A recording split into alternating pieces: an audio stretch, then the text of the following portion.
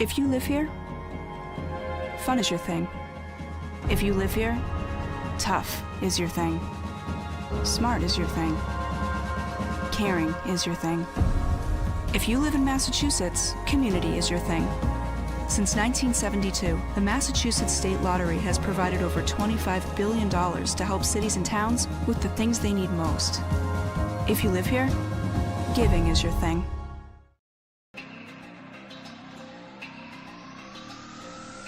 My family earns respect. My family clears bases. My family breaks records. My family wins MVPs.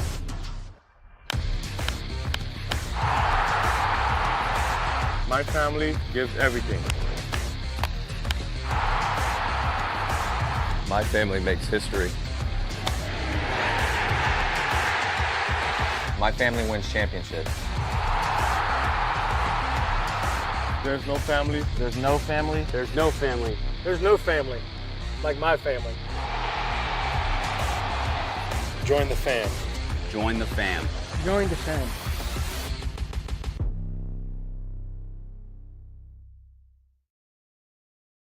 When Alaska Airlines needed a partner for the complex operations of travel, they made the switch to T-Mobile. Our 5G has Alaska Airlines and their customers covered, from major hubs to remote destinations, with 5G coverage ready now for the demands of today and the future. T-Mobile's network powers Alaska Airlines as they deliver next-level care for all customers. 5G ready now. That's how unconventional thinking is better for business.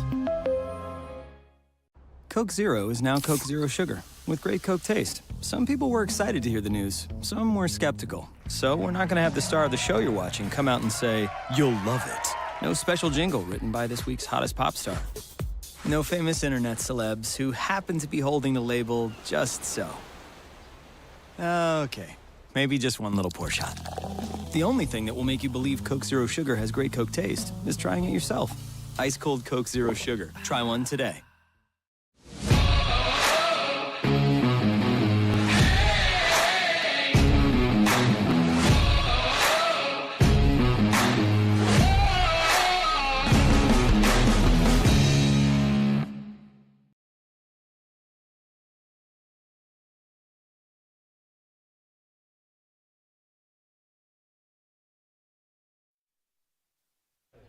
A matchup between number two and number 3 in the West. Hyannis and Falmouth duke it out in a high-stakes matchup if you're looking at seeding and home field advantage throughout the playoffs. Hello again, everybody. So happy to have you with us on the Harbor Hawk Baseball Network. Mickey Doolittle alongside Jacob Irons and Michael Kirsting. And guys, this is a big one. Yeah, I think that's about as best that you can really emphasize it there, Mick, is that this is a big one, but to talk to the team, this is a regular day. This is another game for them. They want to understand that no matter whatever happens in the seeding, they know they're going to face them again in the postseason, whether they're at home and have home field advantage, whether they're on the way. They know this is going to be a great and early test to see how that Friday matchup is here on a Monday. Yeah, we'll talk about it in just a little bit, but we talked to manager Eric Beatty, heard him, you talked to him, you did, Jacob Irons, and he was saying just about how, despite there being a bit of a lineup change, this is going to be a game about seeing exactly what Falmouth is about. We've seen them quite a few times. This will be the last time that the Hyannis Harbor Hawks see them in the regular season, but this is the one where this is the team that it's exactly what it's going to look like for the postseason. So there's going to be a lot of strategic watching today because this is going to be a team that they will almost certainly see in just a few days' time. And to preview things further, let's go to Bria Losick. From Gov Fuller Field, I'm Bria Losick alongside Will Taylor from Clemson. Will, over the past couple of weeks, you've gotten a new nickname from some of the fans, Whale Taylor. We've heard some whale noises coming from the crowd whenever you're up to bat. What do you think of that? Yeah, I was actually notified of it 2 days ago, and I never really knew I never thought anything of it until the other day. But I enjoy it. They do the whale call when I come to the bat, and It's the Cape Cod League. It's meant to be fun. It's meant to be a great experience, and it's been every bit of that for me. So just enjoying the last couple weeks up here, and hopefully we make a run in the playoffs and hear a lot of the whale calls. I was talking to Ray Korn in the bullpen yesterday, and he said that you're one of the just most pure athletes on this team, coming from both a football and a baseball background. Obviously, you decided to hang up the football cleats this year, but how did that help you on the baseball field? Yeah, just playing a lot of sports in high school has shaped me into the athlete I am on the baseball field. It's shaped me into the person I am, and I enjoyed playing 2 sports in college, and decided to put all my marbles in one basket, and finally to put my full force ahead into baseball. And so I'm excited to have a full season and work on what I need to work on in the fall, and discover some things that I didn't know I had in my game. And it's an exciting time coming up, and looking forward to it. Is there anything that you've discovered about yourself up here in your game, developing it? Yeah, probably most just learning about my game, exposing myself to some of the best talent in the country, and just taking notes of what I need to work on and what my strengths and weaknesses are, and just having fun playing with this team. Well, you guys have been having a lot of fun, especially today during BP. Zach York was throwing some BP to you. How would you grade him? I would give him an A+. That was a great arm throwing to us. Money BP, very easy to hit, and hopefully we can keep that going. All right, thank you so much, Will. Yep. Thank you. Back to you guys in the booth. Dugout show rolls on here with skipper Eric Beatty. Beautiful day, beautiful time for baseball. Yesterday, great weather. Today, great weather. Really, the end of the season has been fabulous weather. I have to imagine you guys have been soaking up a little bit of the rays here as well. Oh, yeah. The weather it's like a mid-December day back at home, so I'm definitely enjoying this. Absolutely. You get that, and ultimately tonight, Hayden Frank will take the bump for you. What are you looking out of him for his start today? Well, he's probably been our most consistent guy, not to take anything away from any of our pitchers because they've done great, but you know what you're going to get out of Hayden. You're going to get a couple 2 to 3 pitches for strikes, and his fastball plays a little better than it looks on a radar gun, but he's a great competitor, and he hopefully gives us 4 or 5 good, strong innings.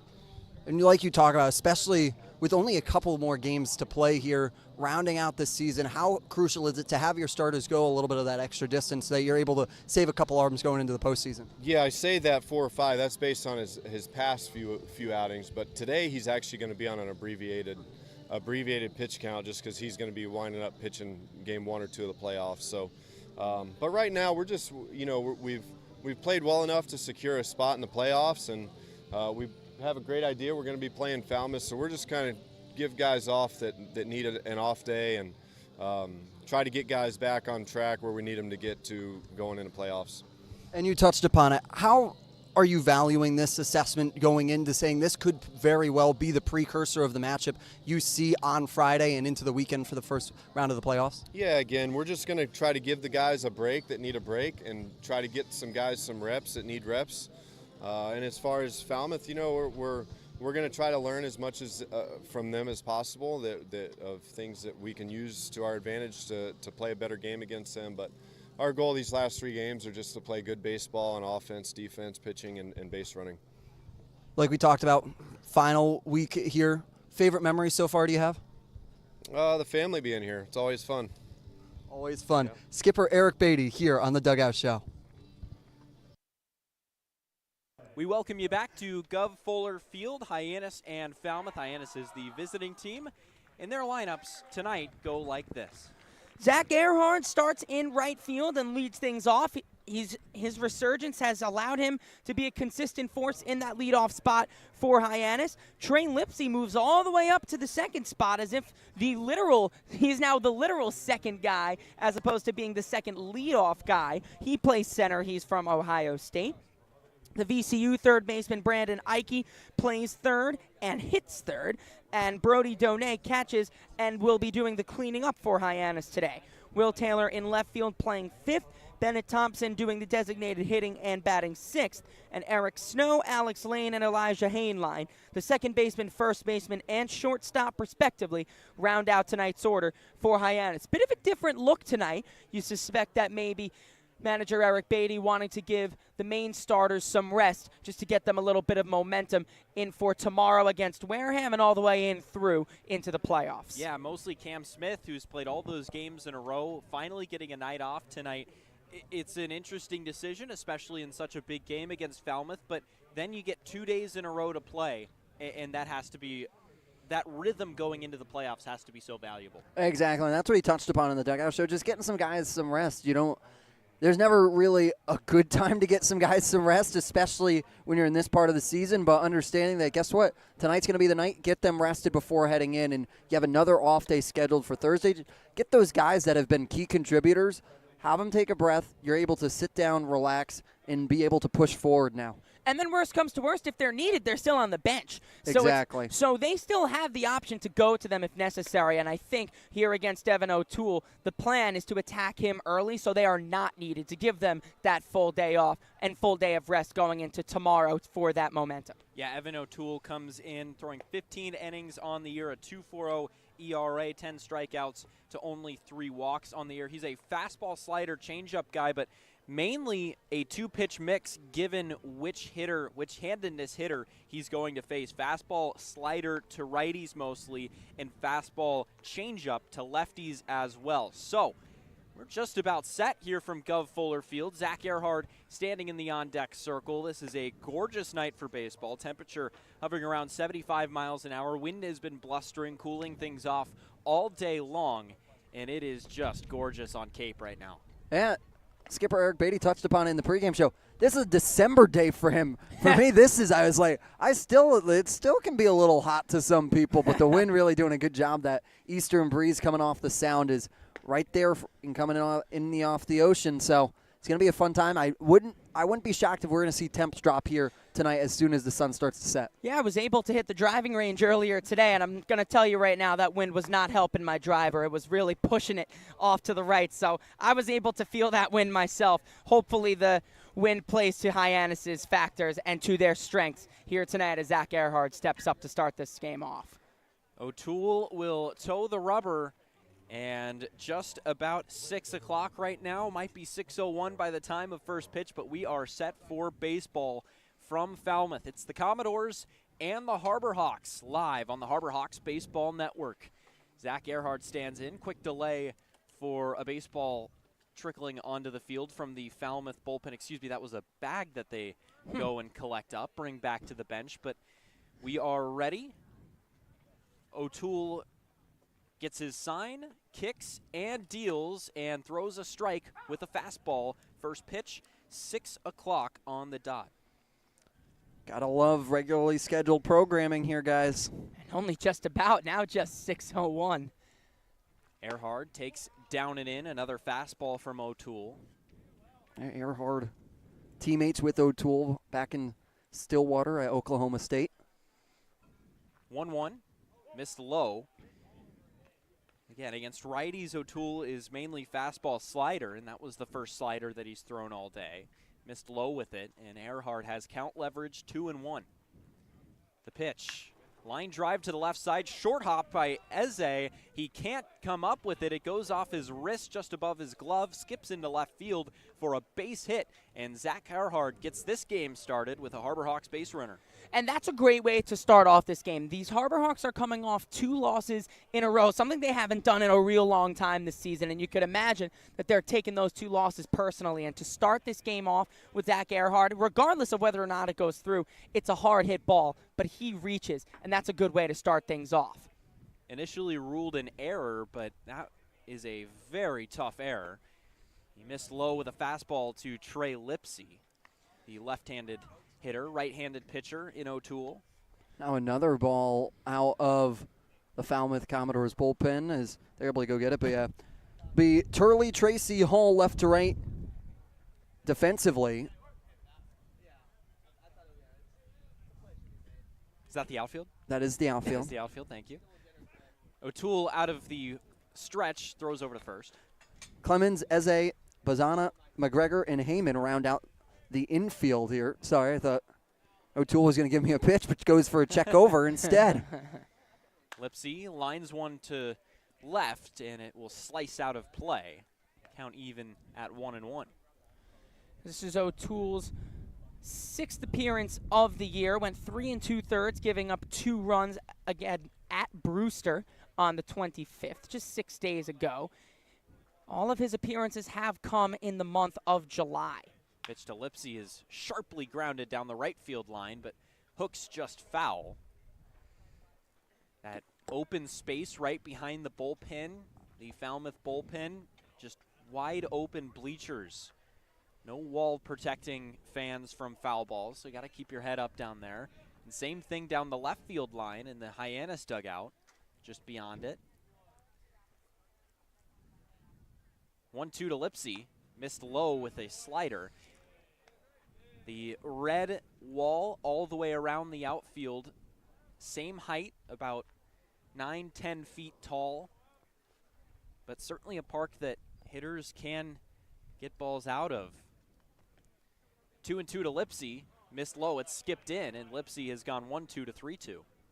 And we've seen the ability for hitters to get out with Cam Smith hitting a leadoff home run here a couple weeks ago, and ball and can be very cavernous in this ballpark as well in the gaps if the outfielders aren't playing to the correct. Runner goes. O'Toole deals a chopper to second. No chance at getting Earhart, who is running. Bazana decides to go to first to get Lipsy. So it's a productive out for Lipsy, sending Earhart to second. There's one away. Yeah, that's why you run on those right there. Full count. You have basically, you're either gonna be thrown down to on a full count if there's a swing and a miss, or there's a walk and it doesn't matter, or that happens and you avoid a double play. So good work from Earhart to be able to grind that one out. He's got himself in scoring position with one away for Ike. So here's Ike. He takes an off-speed pitch up for ball one. And we talk about that play. That shows aggressiveness and how Hyannis wants to try and establish and get across the plate as early as possible. Sets at the belts, deals a fastball that misses just up and away at 89 miles an hour. O'Toole is susceptible to giving up hits, at least 6 in his last 3 starts, but only 1 run earned in 2 of those 3. 2-0 tapped off of Ike's foot. So a foul ball, and it's 2-1. So 1 run allowed against Brewster, and then 2 allowed against Chatham, and then Brewster again. Went 5 innings of wonderful ball. 2 runs and 7 hits, one of those runs being earned, the other being unearned. He's had a good July so far for Falmouth has O'Toole. Righty on righty matchup. O'Toole deals, and he missed inside with a slider. It's 3-1 to the dangerous Brandon Ike, a fresh face in this lineup. Just recently got to Hyannis and has made his presence felt. He had a home run last week at Orleans. And now ahead in the count, 3-1, looking to do some damage, and he swings and misses. Count runs full with Earhart at second. Still no score, top of the first here at Gov Fuller Field. Only 1 out in the inning. Earhart reached on what is initially ruled an error, but that's a tough error. Ike flies down the right field line. Back a couple of steps is the first baseman, McGregor, and he makes the catch with one hand, battling the sun for the second out of the inning. And McGregor's got a little bit of some shades on, but still with shades, especially with the bright sun here on Cape Cod. Does a good job to track it the entire way, positioning himself just a couple feet onto the foul line grass. So in stands Brody Donay, the catcher for Hyannis today. Big, tall, right-handed hitter standing at 6'5", and he quickly swings and foul tips a ball right at home plate. It ends up in the opposite left-handed batter's box, the vacant one at that, and it's 0-1. Hyannis wearing their traditional road blue uniforms with orange lettering and white trim. 0-1 is hit high and deep to center field, sending Tab Tracy back. He's at the track. He looks up. It's gone. Brody Donay puts Hyannis on the board with a home run to straightaway center field. It's 2-0. Oh, clobbered ball by Brody Donay. Taking it to the deepest part of the park. He got all of it. And O'Toole behind here early. It's just a pitch he leaves over the middle of the plate. And Brody Donay is not a pitcher not a hitter, excuse me, that a pitcher can leave a pitch over the middle of the plate. And Brody Donay does a great job turning on it and being able to send it back. And Tracy ran out of room tracking it. Will Taylor stands in. First pitch to him is cut on and missed, trying to follow up the act that Donay just put on. And Donay, we've seen him spray it to all fields. He's able to use the opposite field and hit for power out there. And there he just took him to dead center over that 10-foot wall. Second pitch to Taylor is a fastball that misses down and away. Yeah, looking to do his best Cam Smith impression. Where Smith is not in the lineup today, Donay will just do that duty. Took him well to well deep center field. 1-1 misses low with a slider. And it looked like that was more arms than anything else. It didn't even look like Donay had – it was a good swing clearly, but normally we see him put a real charge into them. That one just – Taylor, a chopper to the left side, fielding it on one hop is Clemens. He throws across the infield in time to get the speedy Will Taylor. But on the inning, Brody Donay puts Hyannis on the board. They're up 2-0, and we head to the bottom of the first on the Harbor Hawks Baseball Network.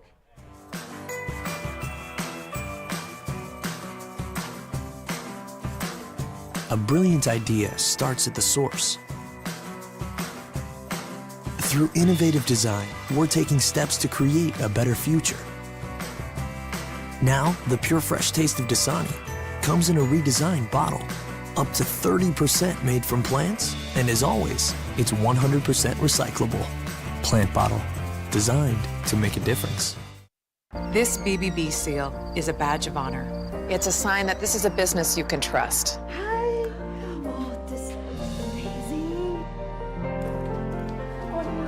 Each year, millions of people see the BBB seal on a door or a window or a website and breathe a little easier. See the seal and know you've made the right choice. Find a business you can trust. Ask BBB.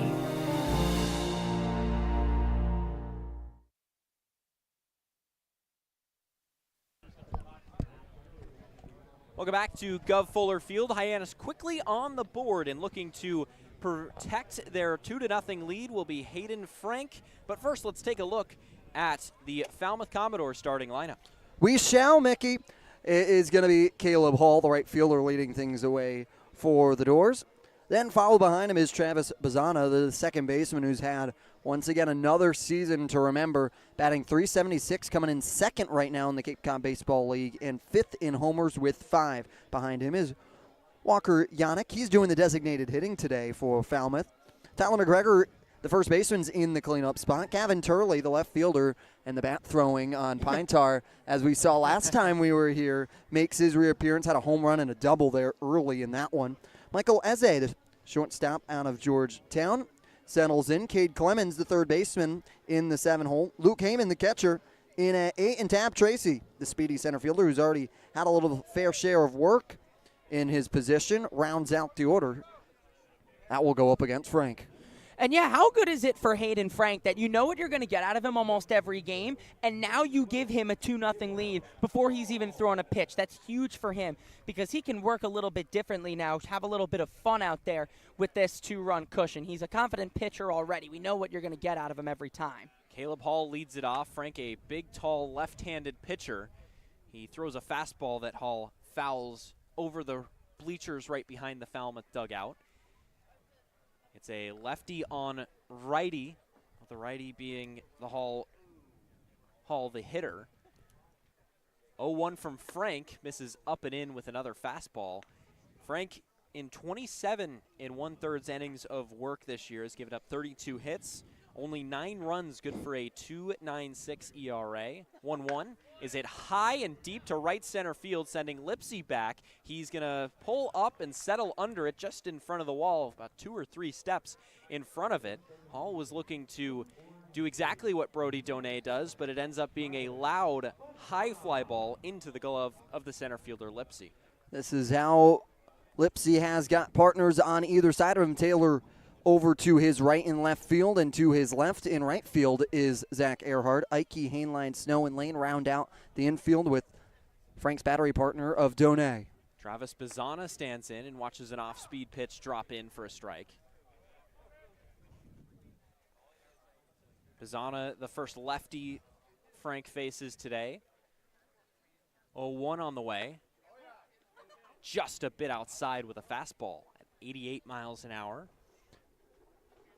And coming into today, Hyannis and Falmouth both tied at .965 fielding percentage. 1-1 is a high chopper to Snow at second. He fields it on 2 hops and waits for it. Slings it over to Lane at first for out number 2.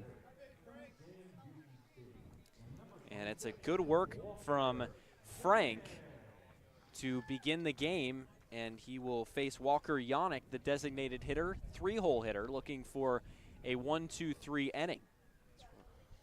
Yannick, the right-handed hitter. The first pitch to him. Drops in with a slider for strike 1. Yannick with a slightly open stance.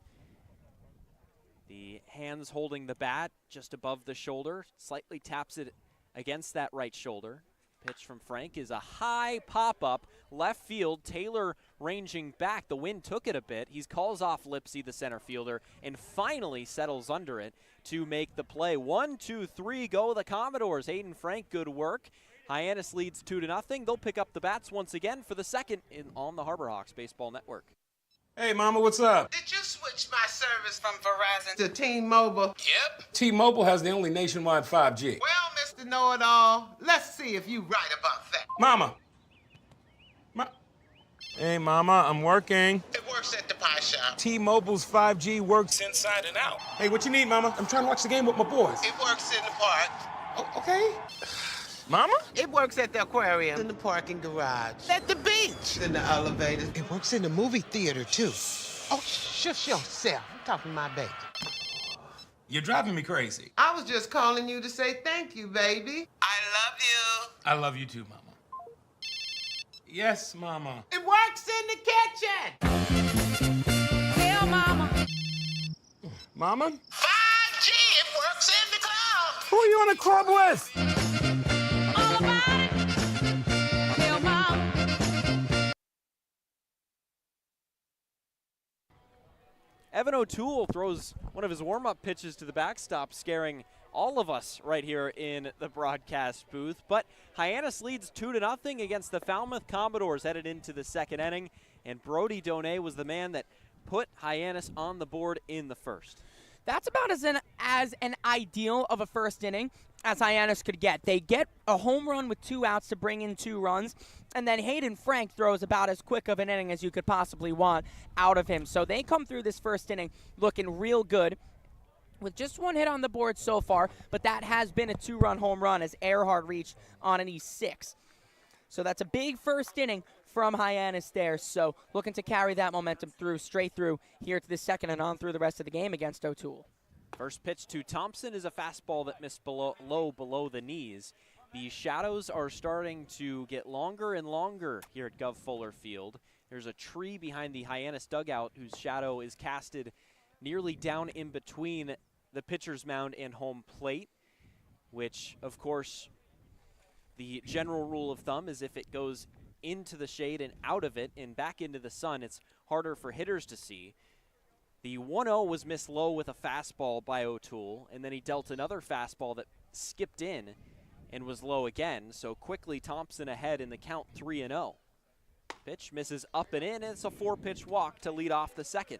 And that's what Bennett Thompson has done really well since coming to his team. And you talk about last week he was a new guy, and now he's starting to feel more of a steady presence in this lineup already a week. And it's because of those great lengthy at-bats and being disciplined in the box that gets him aboard. So in stands Eric Snow, the second baseman today for the Hawks. First pitch, missed low with a slider. And I said it last week once Thompson came in, that he came in at a perfect time with the team being really hot, taking a lot of good at-bats. So he slots in as a good at-bat taker himself. He fits perfectly in with this team. Thompson dives back head first after O'Toole checks on him. Snow able to play a multitude of defensive positions, including second and short. A reason why he's been here since opening day, a line drive right at the third baseman Clemens. He got a good piece of the fastball, but Clemens barely has to move to catch the line drive and puts away out number 1. And there's good contact again. It's all you really want to see out of everybody in this lineup. Eric Snow's been putting bat to ball really, really well this season. There's another line drive there, but sometimes they're just hit straight at somebody. That was the case last night against Orleans. Yeah, has his batting average up to 263, excuse me. And here's Alex Lane and another throw over to Thompson, who dives back head first. And you talk about a guy that is feeling himself in the 7th month of the year. It's Alex Lane, 360 in the month of July. Big, tall, right-handed hitter. Takes an off-speed pitch, a fastball low and in, catches the zone for strike one. And it's not for a lack of at-bats here for Lane. It's 9 for 25, and those have been key at-bats when they've needed them the most. He's been able to come through. 0-1, missed low. We talk about Lane being a little bit of that platoon guy coming in off the bench and does exactly what you need him to do. When you need him to get a hit, he is there to work it through the gaps. 1-1 to Lane. Slider missed up and in, got away from O'Toole a little bit. Runner at first, one out, top of the second, 2-0 Harbor Hawks lead, as they are the road team today against the Falmouth Commodores. 2-1 on the way, swing and a miss. He was tardy on a fastball, and it's even at 2-2. Yeah, Lane has kind of been a bit of a platoon guy ever since Zach York has come in and kind of made the first base position his own. But how about those at-bats, 9 for 25, coming off the bench maybe 2-3 days a week? 2-2, just got a piece of the fastball, and it gets a big piece of the catcher Heyman, who is down. Took the 89-mile-an-hour fastball, looks like maybe off of one of his hands, off the wrist. Walking it off here. Those always hurt. You see those much too common, but home plate umpire James Fonseca goes out, delivers the ball himself to O'Toole. Now J.C. Fernandez at first base. William Bowers, the third base umpire, rounding out your United Collegiate umpire crew here in Falmouth today on the Cape Cod Baseball League. So we're set once again. Heyman is okay. 2-2 to Lane is bounced foul down the left field line. And we'll do it again. Good fight put up by Lane, who, again, has been taking good at-bats in this month. And now looks to continue to work this count. About to see the 7th pitch of the at-bat. Thompson gets his lead from first. The pitch bounced foul again up the third base line. And this is what he provides to the lineup, is good fight, good cuts, good defensive swings as well. And then, as you said earlier, with the average in the month of July, he usually gets an end product as well. So that's what he's fighting for here. Again, another 2-2 pitch on the way from O'Toole. This one is bounced weakly to short. Eze up with it, throws to second for one. On to first in time. A double play to end the inning. So Hyannis gets the leadoff man aboard with the walk in Thompson, but Lane bounces into a double play to end it. They lead 2-0. Falmouth will grab the bats on the Harbor Hawks Baseball Network. We all have obstacles, challenges at different points in life. I still push myself every single day, and the harder I push myself, the more I find myself drawn to wearing UFOs. The first time I put on a pair of UFOs, it was like someone released the pressure. It was so crazy. When you are recovered and can do more, that has a compounding effect on all aspects of your life. Stepping into a pair of UFOs, they're truly one of a kind. There's nothing like them. Best ever? Good question. Wait, why do you sound like Dr. J in your head? I've always sounded like Dr. J in my head, which means Dr. J's outside voice sounds like my inside voice? Which Coke? The doc would know. He got the world to call him doctor without going to med school. There's only one best ever.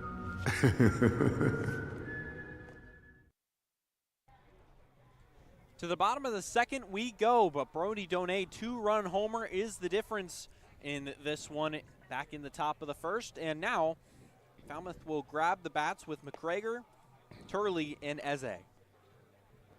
That was a really good starting out inning there from Hayden Frank. I mentioned that that's about as ideal of an inning as you want from Hyannis because it was a nice quick one, got them back up into hitting, and now it's just about doing it again. We talked about the consistency of Hayden Frank all season long. Just been coming through with a solid 4 innings almost every single time he takes the hill. Frank gets his sign, deals, and immediately a high pop-up, shallow right field, snow ranging back. He will range over at the last second. A bit of an emergency jump over, but is able to reach up with one hand and put that away for out number 1. Yeah, once again, great communication between the outfielders. We see those, especially in that no man's land on that diamond to the right side of the field between Lipsy, Earhart, Snow, and Hainline, all 4 of them converging. That Snow's able to take vocal charge and be able to call everybody else off. First pitch to Gavin Turley is swung on and missed. 80 miles an hour on the changeup. 0-1, missed high. Turley, a right-handed hitter.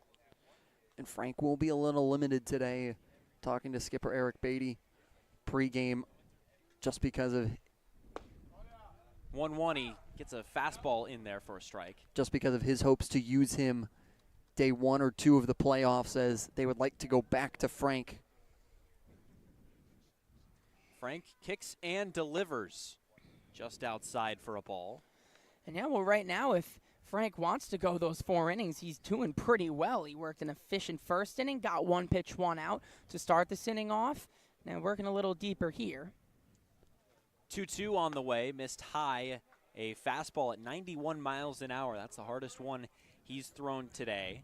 And the count will run full on Gavin Turley. The shadow from that tree that I mentioned earlier has now fully engulfed the pitcher's mound as he misses with an off-speed pitch away. So it's a walk to Turley with 1 out in the bottom of the second. Yeah, so that'll bring up Michael Eze. But that shadow now getting really, really tough on hitters, and it is made so much worse because you're facing a great pitcher like Hayden Frank on the mound. Turley gets his lead from first. Eze sees the first pitch, a fastball that misses up and away. And has a little bit of traffic behind him. Comes in with a 1.35 whip, used to a little bit of traffic, but does a good job of limiting it when they get on. Second pitch, fouled back. Frank's delivery typically starts out of the stretch at the belt. He'll set at the belt, look in, and a bit of a quick leg kick where he doesn't really bring it in front of him. He keeps his leg and most of his weight directly below him and then quickly strides towards home plate. An upper 3/4 release, and he missed another one, off-speed pitch up for ball 2. Frank just working the upper part of the zone right now, seeing if he can get it back in and down. Infield at double play depth. The pitch missed up again. 89-mile-an-hour fastball, and it's 3-1. And we mentioned the traffic that he's worked through this year. Certainly capable of stranding some runners on base, and in fact, he's a bit of an escape artist as well. 3-1 to Eze, missed upstairs, and he'll have to bring out that escape artist trait once again as he issues the walk to Eze, and that'll bring up Cade Clemens. Yeah, you were talking about his season, he hasn't let up more than 3 runs, and that was the last time out against Chatham. Only 2 of them were earned as well, and that's the most as well. He's only given up 2 earned runs or fewer in every single appearance he's made. So he's used to working with that traffic on. He's susceptible to the walks, susceptible to the hits as well. So time for him to strap in here up against Cade Clemens. Clemens, a big, tall, right-handed hitter against the tall lefty in Frank. Infield at double play depth. Turley at second. The pitch is fouled right towards the Falmouth Bat Boys, who quickly get out of the way, but the net in front of them was always going to protect them, and they give a little bit of a heart pat right there, as it must have skipped a beat for a second, but it's 0-1 to Clemens. Eze at first. The pitch from Frank missed low, and it gets away from Donay. Heads up, turned up by Turley, who got a great read on the bounce from Donay. It skipped away just a couple of feet, but he immediately saw it and was able to take third base. So runners at first and third. Eze didn't see it himself and stays put. I get runners on the corners. 1-1 is grounded to the right side in Snow. He quickly turns to second for one, quickly to first. In time, a double play. Snow had to hurry and get it to second, and Hainline did a great job of getting everything that he had behind the throw and fired a bullet to first to turn two and escape the inning for Frank. Still 2-0 Harbor Hawks. We head to the third on the Harbor Hawks Baseball Network. Diet Coke? Who are you, my mom? You should be so lucky, because you know what moms do? Well, I suppose we should start with the whole giving you life thing. It seems like that should be enough. No? Okay. What about her ability to send shockwaves through the neighborhood without saying a word? Or whip up a ridiculous handmade costume that you forgot to tell her about. Not to make you happy, but because she had a reputation to uphold.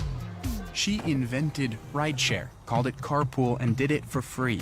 She didn't need those dating apps either. You copied her jeans, her spin, her shoes, her scrunchie, and whether you realize it or not, her music. Why not? Oh, and she can win any argument in 4 words. Because I said so. Everything you're trying to do, she's already done it, did it better, and she did it with a Diet Coke in her hand. So, drink what your mama gave you.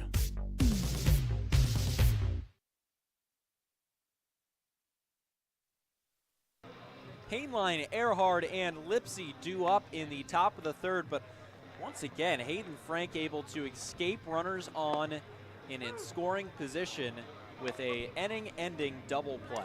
And he got that on ground ball contact. He used his off speed exactly when he should have, pitching for that ground ball. It was a weak enough ground ball that's normally one that gets beat out, especially with the speed of Cade Clemens, but it was flipped on by Snow, and it was really the momentum from Elijah Hainline that was taking him towards first already, and he put, as you said, Mickey, everything behind it to be able to fire a pellet over to first in time to get that and complete that double play to end the inning. And now he leads off here in the top of the third.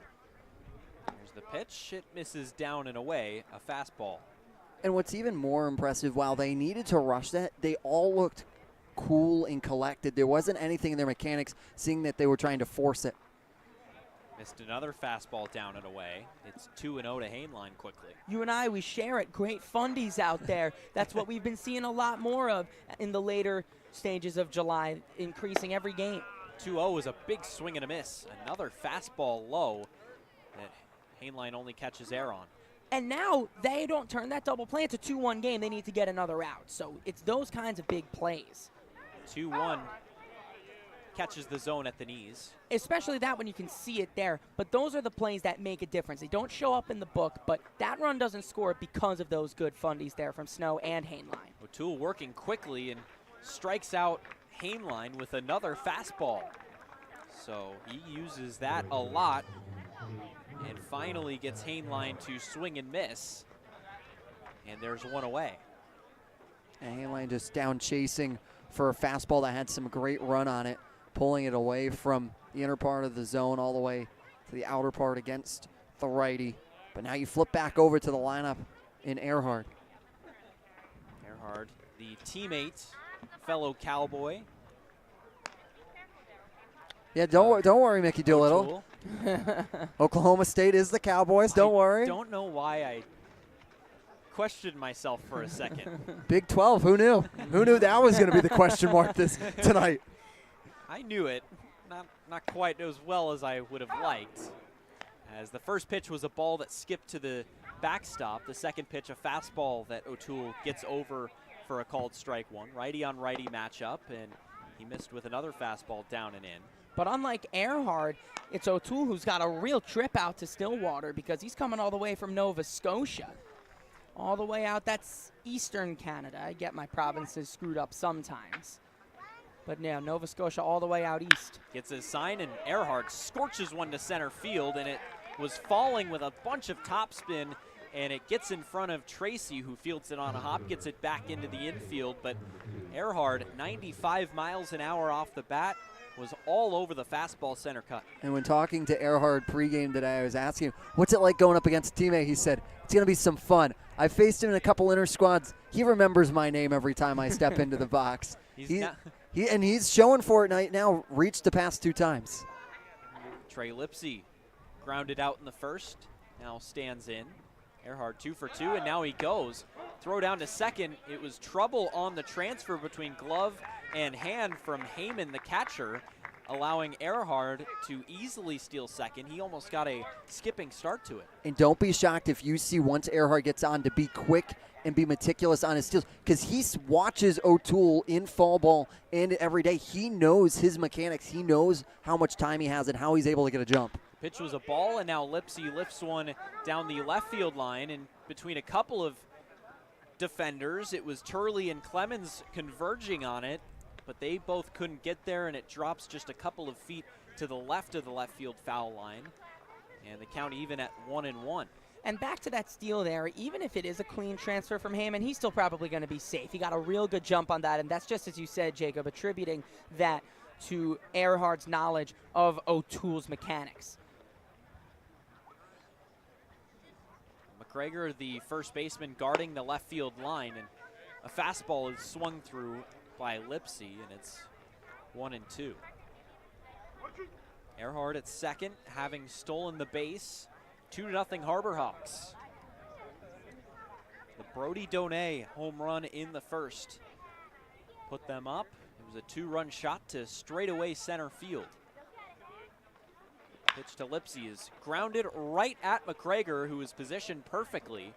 He comes up with it after dropping to a knee, runs to the bag himself and beats Lipsy to get him out. But on the play, Zach Earhart moves to third. Now with 2 on it and in scoring position, Hyannis has been pretty solid, batting .240 in this exact situation. Ike just trying to find a gap, especially with Earhart's speed, to be able to bring him home through the 90 feet. First pitch to Ike is hit high to right. Coming in now, going out is the right fielder Hall. Battling the sun once again. He reaches up and makes the play. So Hyannis strands Earhart at third, but they do lead 2-0. We head to the bottom of the third on the Harbor Hawks Baseball Network. That chip on the shoulder, that started at a very, very young age. People's expectations are, they're cool, they're fun, but mine are bigger.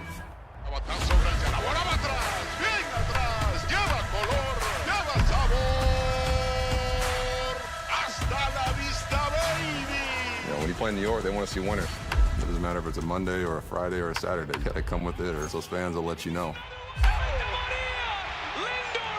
Pick one thing from me, pick one other thing from another player, make it your own, you turn to who you want to be.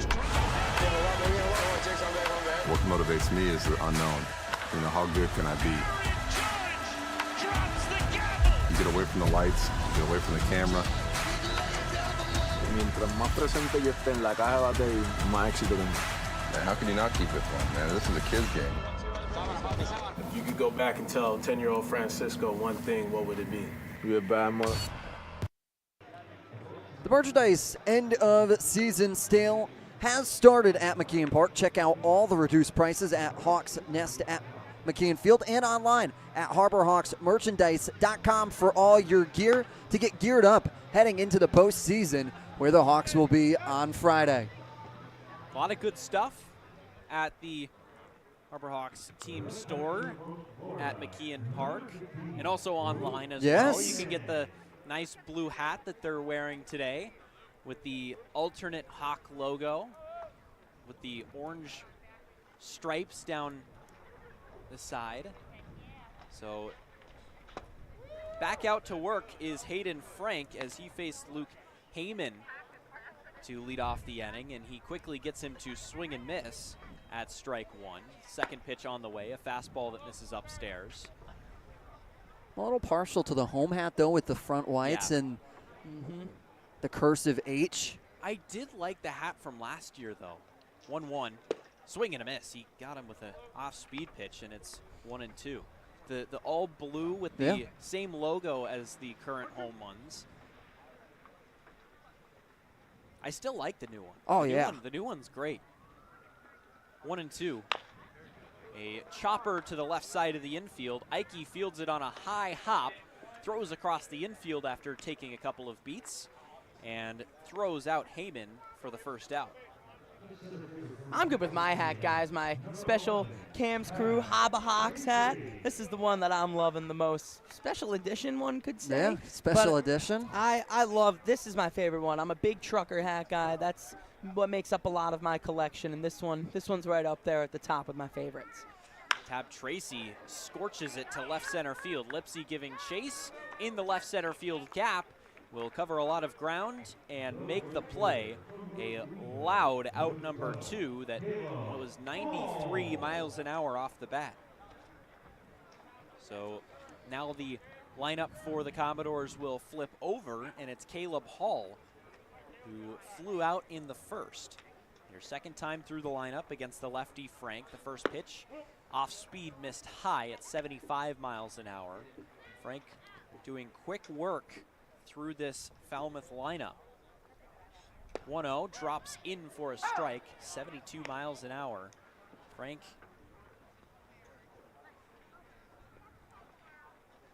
working quickly, the 1-1 on the way, skips in front of home plate for a ball. 30 pitches for Frank. And here's the 31st. Ground ball to the left side of the infield. Nice pick by Hainline on a short hop, and he pulled Lane off the bag. And on the play, Lane had to come off the bag. He tried to reach back and tag Hall, who was showing off his great speed down the first base line, and beats it. So what probably will be, in all likelihood, a throwing error on Hainline, who initially had a nice pick, and it's actually ruled a single. And here's Bazana with 2 outs and a runner at first. First pitch is on the outer third for strike 1 at 73 miles an hour. Lane doing a good job there at first base to come off the bag, make sure he got the throw to not allow it. Frank deals, fouled back. To not allow it trickle up against the fencing here at Gunfuller Field. I could allow the speedy Hall another extra base.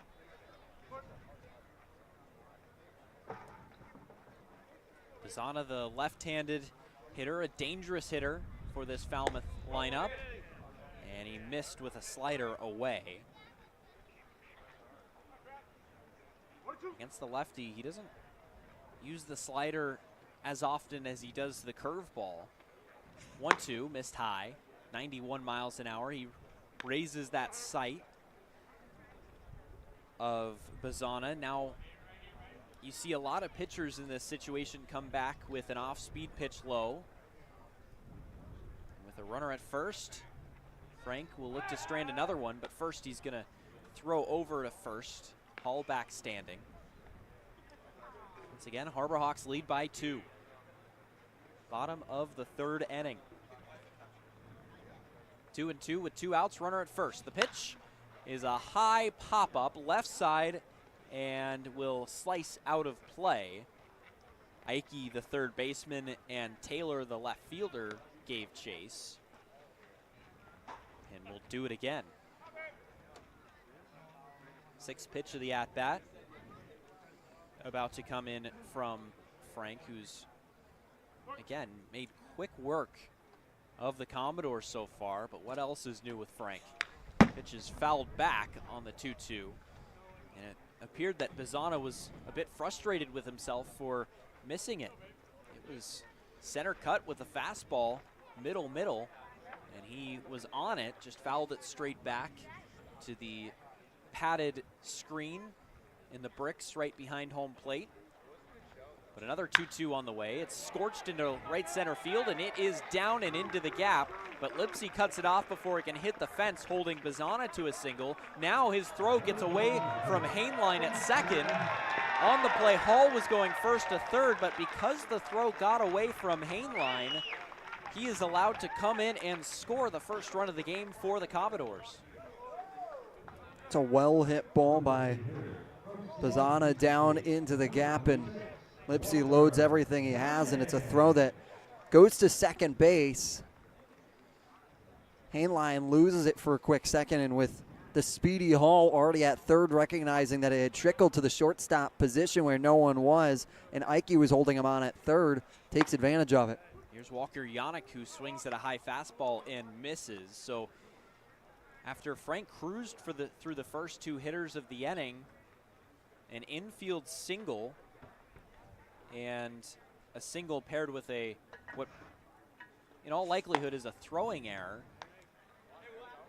allows Falmouth to draw within one and cut this lead in half. He misses with a fastball upstairs, the count even at 1-1. Frank, you still have 2 outs here. Have the ability. Pitch to Yannick is swung on and missed. A perfect slider. It just broke out of the zone. And it was a good at-bat from Bazana, too, and what he did was he worked himself into that position and made Frank throw a pitch that he couldn't refuse at him. He just roped it in there, gave himself the chance, and the run scores. Hard to blame Frank for that, though. 1-2 missed upstairs with a fastball. And now the Shadows finally beginning to conclude their matters in between the pitcher's mound and home plate, but still in between it, making it tough on hitters who are trying to watch that ball come out of the shade.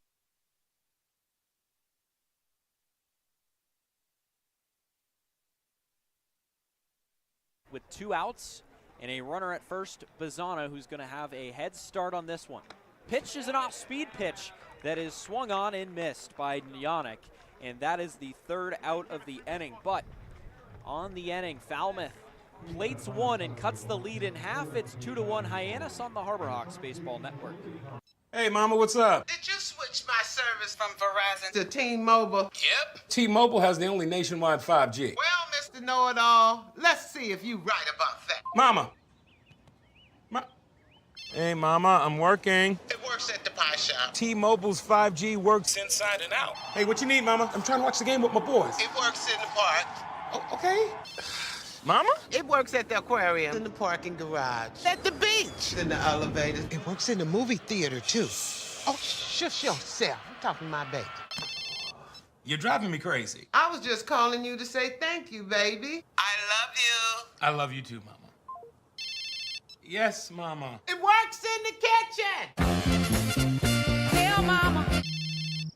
Mama? 5G, it works in the club. Who are you in a club with? All about it. Tell Mama.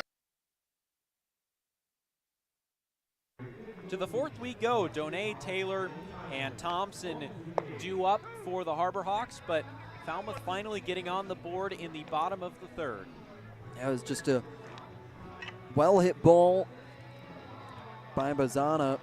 I was able to get by Snow a little bit, and ultimately with Hall's really good placement and understanding of where position players were for the Harbor Hawks, able to take advantage of it and score. But once again, still leading by 1 here, though. Yeah, we're on this third base side of home plate. Was watching Hall on that play. He did not take his eyes off it once. He was almost expecting that. First pitch to Brody Donay, misses low from O'Toole. Being heads up base running, that's what they always preach. Be alert on the bases. Anything can happen. Second pitch, again misses low.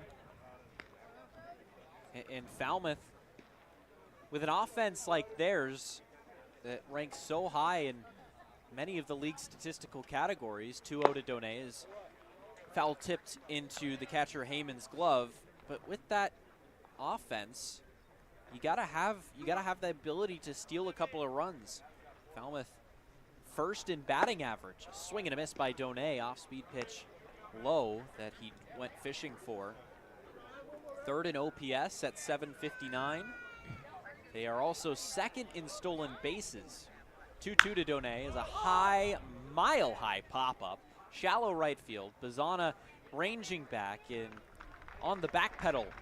Reaches up with one hand and makes the play for the first out. Those numbers are all surging, too, because just like Hyannis, this is a Falmouth team that's really found their own in the month of July. 8-2 in their last 10 games. Bazana was their all-star starting second baseman. Michael Eze comes in after a few months of absence and comes back and has made a real impact as well. First pitch to Will Taylor is grounded up the middle. Over to his left is Eze. Throws across the infield, shows his great arm off to this Gov Fuller Field crowd and puts Taylor back to the bench for the second out. And in July so far, both these teams have a 16-7 record right now. So very equal footing here in the month of July and how both of them have started to get hot at the right time heading into postseason baseball. Here's Bennett Thompson, the final hope for Hyannis in the top of the fourth. Takes a fastball up and in for a ball. Hyannis, of course, leading Falmouth by 2 games. 4 points. 1-0, misses low. And that's big because these two teams, in all likelihood, are going to play each other in the first round. And Hyannis, if they are able to leg it out and stay above Falmouth in the standings, they will have home field advantage in that series as Thompson fouls it off to the right side into foul territory. Heyman runs over and bobbles it and comes up with it. He initially dropped it, but on the ball's way towards the ground, he's able to spear it out of the air, and it's a 1-2-3 inning for Evan O'Toole. So Hyannis retired in order in the top of the fourth. We head to the bottom half. It's 2-1 Harbor Hawks on the Harbor Hawks Baseball Network.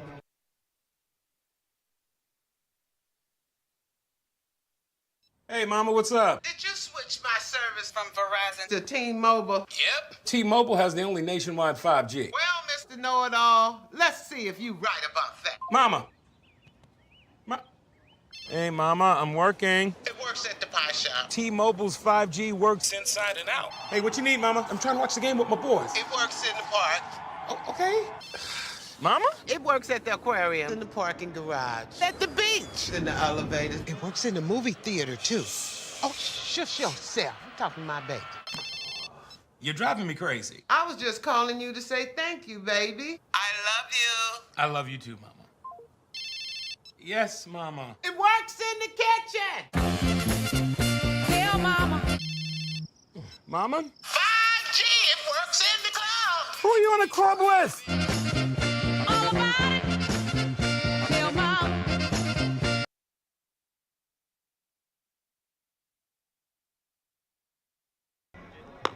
Hyannis set down in order. Into the bottom of the fourth we go, and Christian Becerra coming in out of UC Berkeley. And Becerra only has 1 outing so far to his time up here on Cape Cod. Pitched 1 inning against Wareham in the 9-8 victory back on the 28th of July. Struck out 1 through 4 batters faced, only gave up 1 hit.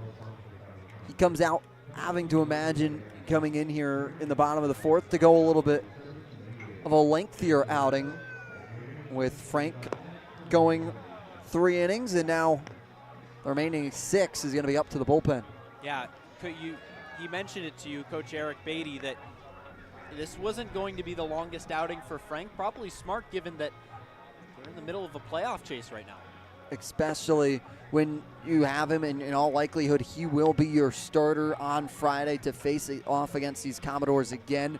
So to have him rested up and be ready to go on Friday is huge heading into the postseason, and it's almost like a trial run. You're able to get him out here against the team that you will most likely see, jarring any crazy movement in the standings. It's not an exhibition by definition yet.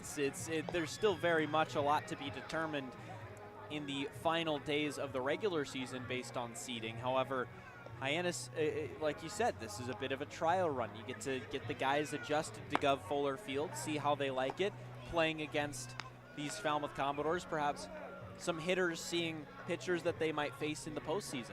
Yeah, it's a best out of 3 series, so you're able to have in those situations where you know you at least will come to Gov Fuller Field once in that, depending on whoever gets home field advantage. So it's huge to be able to play here and test it out before the postseason. And going back to the mentality of these Harbor Hawks, that's exactly how they have to treat the playoffs, too, with that 1-0 mentality, that each game that they play is the most important game. Not yesterday, not tomorrow, just what's in front of them. And that's exactly what they have to deal with here, especially now because, just as you guys said, it is going to be important knowing that they're going to be playing each other most likely going forward. Tyler McGregor stands in, facing the Cal Bear. Right-handed pitcher, first pitch on the way. His hat flies off as he throws in a fastball that misses just above the letters. Ball 1. Sarah's got a little bit of flow to him sticking out. Oh, yeah. The back. Good. Well, I got to make sure that hat fits firm, though. Don't want to be doing that every pitch. 1-0. Gregor taps his front foot, then comes set, then throws, and his hat flies off again. Another fastball that's fouled back to the screen. It's 1-1. I feel like I'd prefer that over a guy like maybe K-Rod, who just falls over every single time he kind of throws out of his shoes. Max Scherzer, when he pitched at the University of Missouri, his hat would fly off every time he threw the baseball. His delivery was so violent. 1-1 on the way. Missed upstairs again, that one at 81, and guess what? His hat flew off again. Showed a little frustration, might be the wind, because he says he kind of threw up his arms as if to say, man, what's going on here? Might need a smaller hat. I have to go to the small medium instead of the medium large. The 7 3/4. 2-1 is a foul ball off the foot of McGregor. And it's 2-2. And he's going to walk it off. It went off that shin guard. That shin guard is there, yes, for protection, and it makes it feel a lot better, but still doesn't feel good. 2-1 Hyannis. Bottom of the 4th.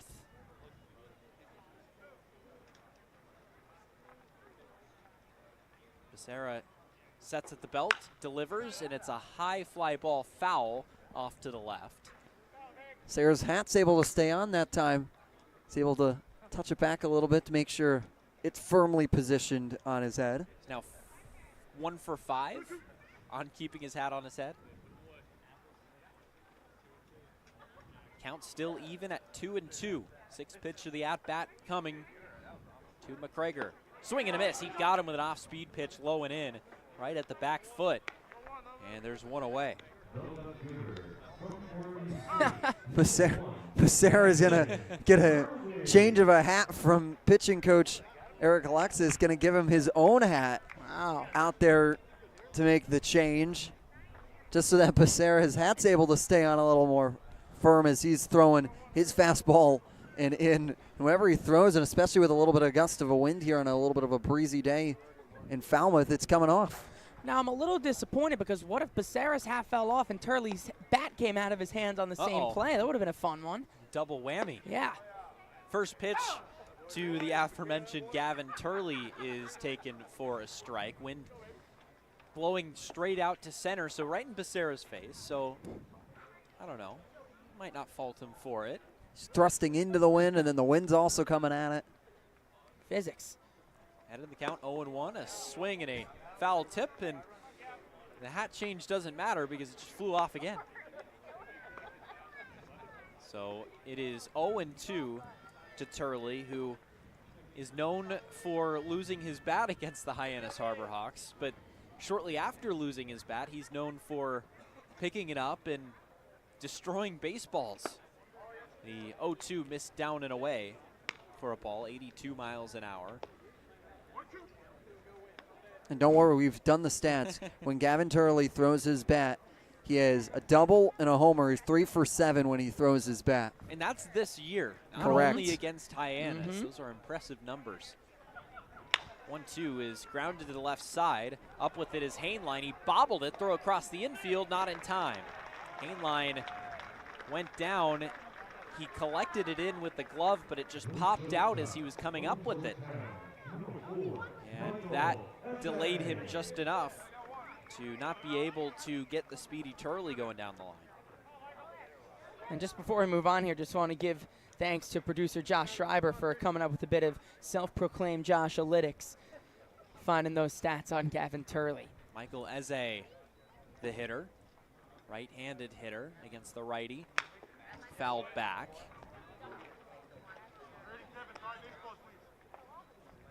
That was just ruled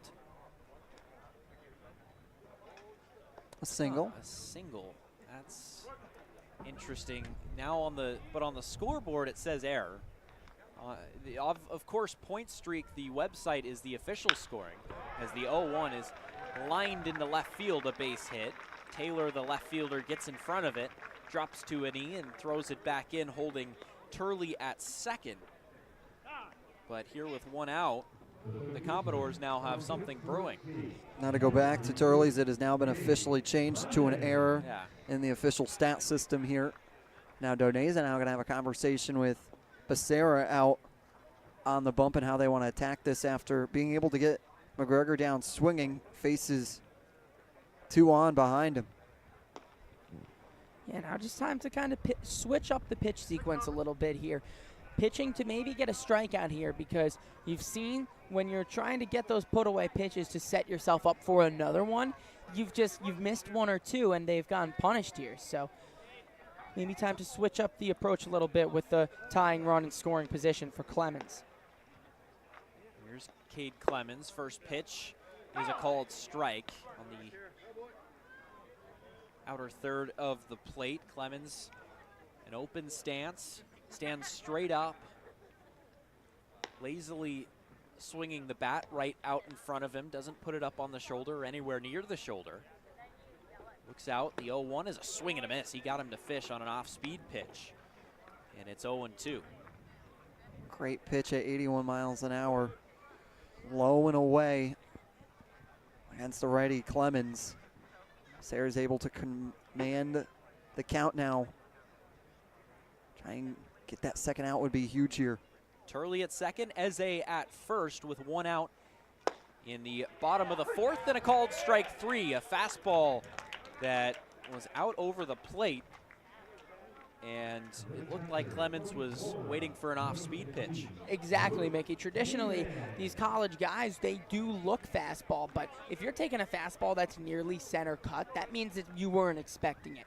So really good awareness from Becerra to try and read the mind of Cade Clemens as he got him looking, completely fooled him with the cheese. So now another righty, and Luke Heyman, he grounded out the previous inning. First pitch is a called strike. A fastball at 93 miles an hour.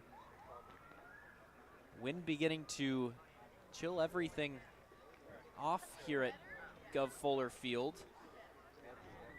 One of the first days we've had that's cold in a couple of weeks. A ground ball, a soft one to Snow, who ranges past the second base bag from his second base position, fields it on a couple of hops, and then dives back to second, tags the bag with his glove to force out against Eze, and that will end the inning. To the 5th we go. Hyannis up 2-1 on the Harbor Hawks Baseball Network. Your future begins at Dean College. Make a difference. Leave your mark. Break the mold. Be a leader. Achieve unimagined heights. Believe in yourself. Make lifelong friends. This is your time. Your place. Your home. Your Dean. It all starts here at Dean College.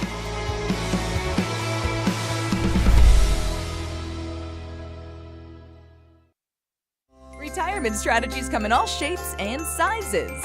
One strategy does not fit all when it comes to reaching your retirement goals. And considering all your options may be, well, more than you want to think about. So whether you're looking to retire or already living in retirement, you need a strategy tailor-made for you. Fairway Financial can create a personal retirement strategy just for you, designed to take care of you and your loved ones. Call us today at 508-398-3337.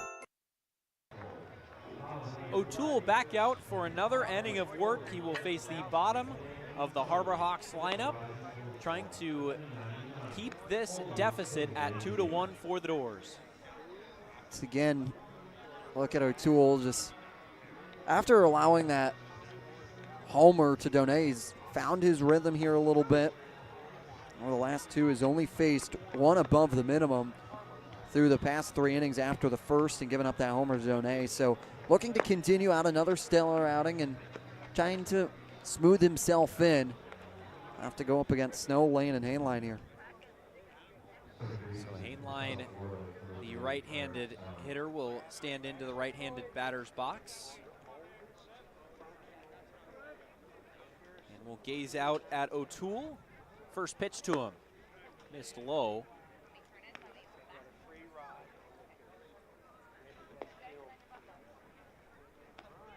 On the way. It's a soft ground ball to third. Clemens up with it on 2 hops, throws across the infield. It skips into first and away from the first baseman McGregor. Snow will make the turn as he ran through the bag, turned towards second and pulls in. And that might be yet another error in this game. Yeah, 2 defenses have been plagued by him so far today. It's a great read by Snow. As soon as he recognizing the ball had gotten away from McGregor, he was on it to turn around first, and now you have your leadoff man at second base in scoring position for really strong hitter in Alex Lane. Lane grounded into a double play in the second, but his month has been really, really good here in July as he takes the ball low, 1-0. The shadows have nearly completely engulfed the infield, and the lights have come on in the last couple of minutes. 1-0. Chopped foul. As the sun begins to set, creating a baseball sky. Just a couple of minutes. The orange tint glaring off of the school out in right field. The community center. Is it a community center? School? Lane checks his swing, and he did go, says first base umpire now covering second base, J.C. Fernandez. It's 1-2. Yeah, it is the community center there out, and then you have the town main building, and then you also have the police station right here, right a couple steps away from downtown Falmouth as well. 1-2 to Alex Lane on the way. Swinging a high fly ball, center field, twisting and turning is Tracy, and he eventually returns to his normal position, and he just completely drops the ball. Lane's going to try to go to second, and he's in with a foot first slide. On the Snow, on the play, Snow goes from second to third, holds there, but Tab Tracy just dropped the ball. And that's the 4th error of the game for the Commodores. It's somewhat death by 1,000 cuts right now for the Commodores, as that one just hit off the glove of Tab Tracy. It was a routine fly ball to center field, and Lane just hit it so well, and it just misplayed off of the roof of the leather on the glove, and now 2 in scoring position. Elijah Hainline swings through the first pitch, strike 1. He barely had to move for it.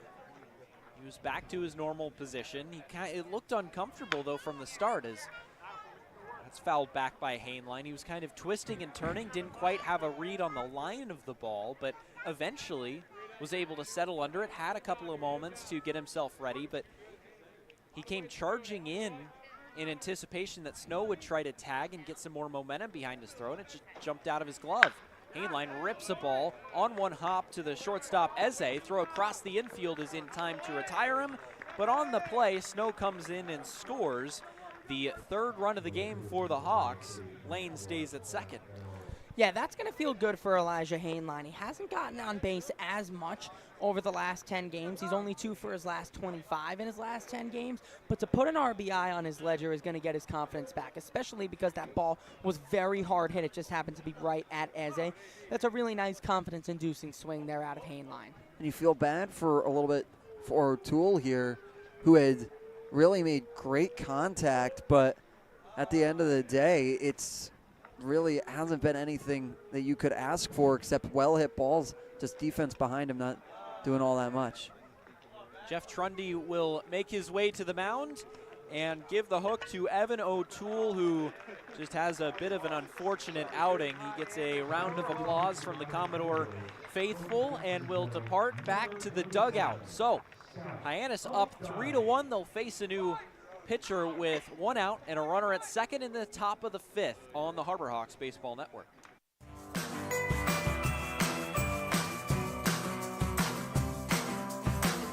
A brilliant idea starts at the source.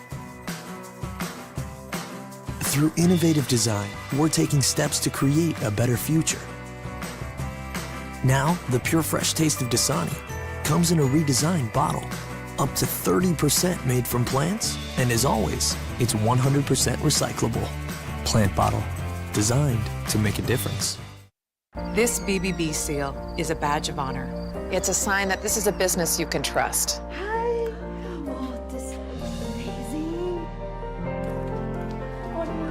Each year, millions of people see the BBB seal on a door or a window or a website and breathe a little easier. See the seal and know you've made the right choice. Find a business you can trust. Ask BBB.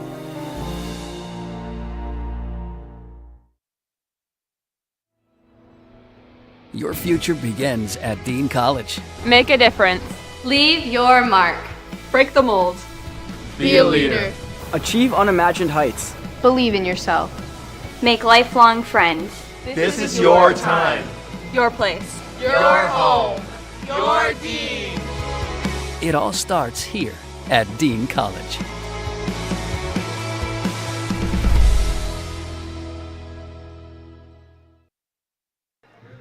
With 1 out in the top of the 5th and already 1 in on the inning and a 3-1 lead, Hyannis will face a new Falmouth pitcher, and he hails from Jacksonville.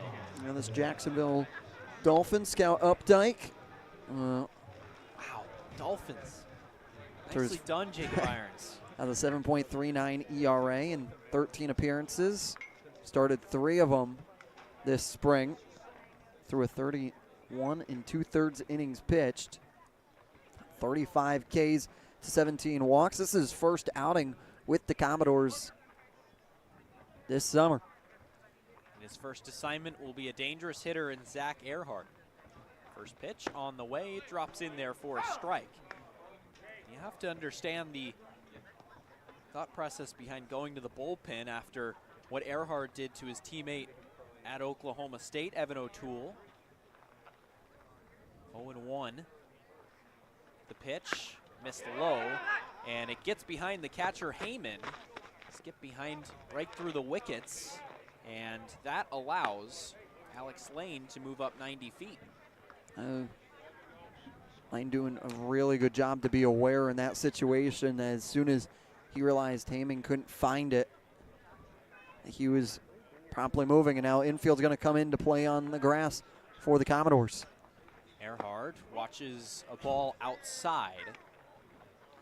And the way Earhart, has been hitting the ball over the last few games and few weeks, bringing the infield in could be dangerous here. He's been able to really tattoo the ball. 2-1, again outside, same pitch. Looks like it has that slider movement on it. It's 3-1. Toes on the grass for the infield. 3-1, Earhart rips it down the left field line and foul. 88-mile-an-hour fastball on the inner part of the plate that Earhart got around on, but just hooked it foul. So now the count will run full. 3-2 on the way, tapped foul. Good battle brewing here between Updike and Earhart. Yeah, it looked like he was fooled on that pitch, but just did enough to stay in the zone and just nick that little piece off to stay alive once again. He gets his sign, looks in, kicks, and delivers. Earhart grounder to short. Up with it is Eze, and he short hopped the throw into Heyman at the plate. So sliding in is Lane, and Hyannis adds another. Heyman did a great job of fielding a tricky ground ball on a short hop. Came charging in, and his momentum pulled him towards home plate, but threw low of the catcher Heyman, who wasn't able to corral the one hopper. And Earhart drives in the run and reaches first. So with one out, Hyannis with a runner on first. The pitch, Trey Lipsy squares to bunt, pulls back, but takes a ball. And on the off chance where that does happen, that's exactly why you send runners on contact there. Some guys aren't a fan of it. In certain situations, I'm not the biggest fan, but of course when you do send them and plays like that happen, always looks pretty good. There's the pitch from Updike. It drops in for a strike at 79 miles an hour, and that was ruled an error by Eze, so now 4 on the game for Falmouth. 1-1 to Trey Lipsy, chopped foul towards the Falmouth dugout. That's a tough error. That's always a tough throw for an infielder to make towards home plate. And that's why it's so important that if you're laying there, as soon as you know there's contact, you got to commit there. Because if you even give the infielder an ounce of a second to think about it, that takes off that extra motivation. Lipsy swings and misses at an off-speed pitch. A curveball that just dove down and in towards his back foot. And there's 2 away in the inning. So now it's Brandon Ike tasked with trying to keep the inning alive. Brody Donay stands on deck. He led off the 4th. Runner goes, Earhart towards second, throw a head-first dive. He's safe. Earhart swipes second for the 2nd time today.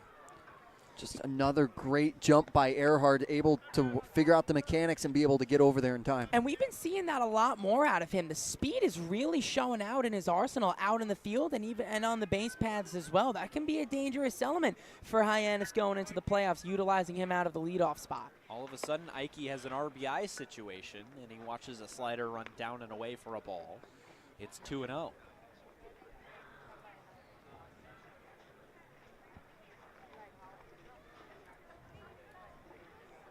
Ike with the open stance, wiggling the bat above his head. His hands right behind his right ear. And he takes an off-speed pitch called strike 1. It's 2-1. Those base paths become so important into the postseason. 2-1, drops low.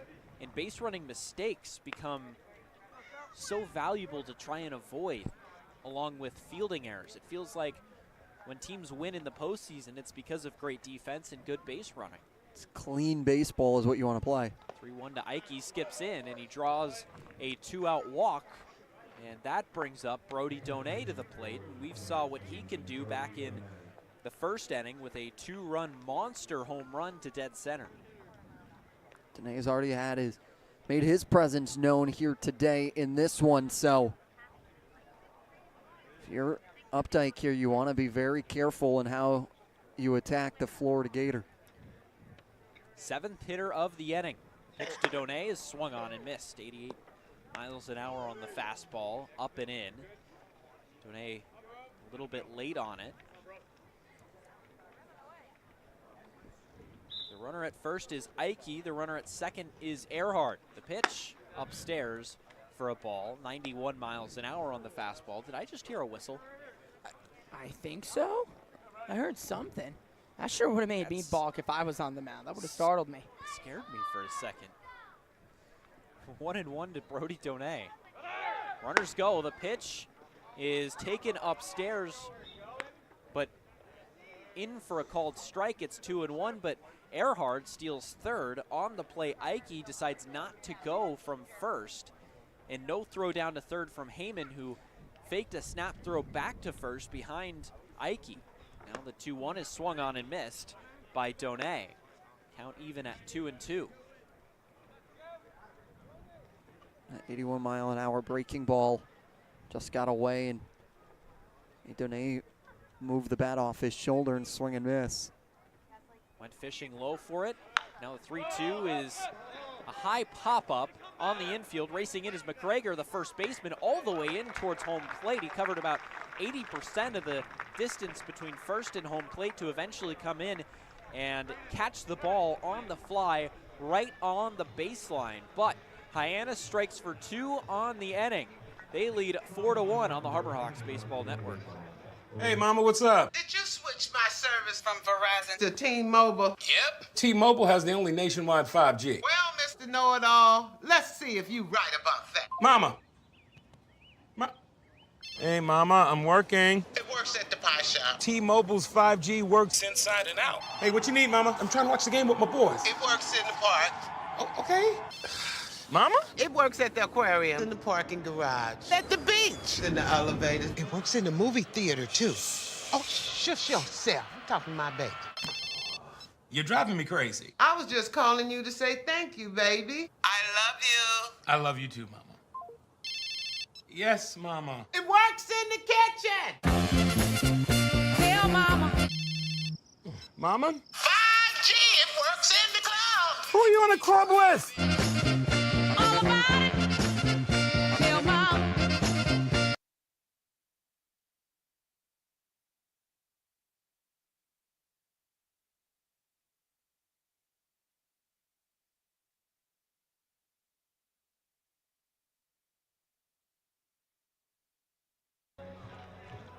Hyannis up 4-1 at Gov Fuller Field from Falmouth, and once again going back out for a second inning of work is Christian Becerra. Yeah, Becerra worked into and out of trouble. He worked out of that trouble really, really well last inning, and now he's got a 3-run lead to work with as well, so he can pitch a little bit more comfortably here thanks to his offense, but also thanks to a bit of dodgy Falmouth defense as well. And Cam Smith, who's getting one of his few games off, is now outside of the dugout collecting in warm-up balls from various fielders and returns those to the dugout. So due up in the inning is Tab Tracy, the 9-hole hitter. Then it'll flip up to the top of the order with Caleb Hall and Travis Bazzana. Cam Smith, a guy that doesn't even want a day off. Just talking to him a couple days, I was asking whether he wants a day off, especially with all the usage he's got. No, he's like, that's why you come to summer baseball, is to play every day and get better. That's how you get better in this sport. First pitch to Tab Tracy is a sharp ground ball to the right side. No chance for Snow or Lane to get to it, and it's a leadoff single. So the 9-hole hitter is aboard to set the table for the top of the lineup. And Caleb Hall will come in, the right-handed hitter.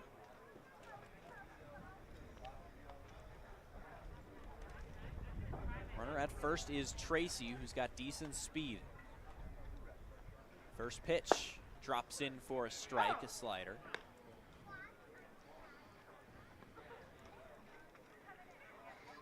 Tracy on the year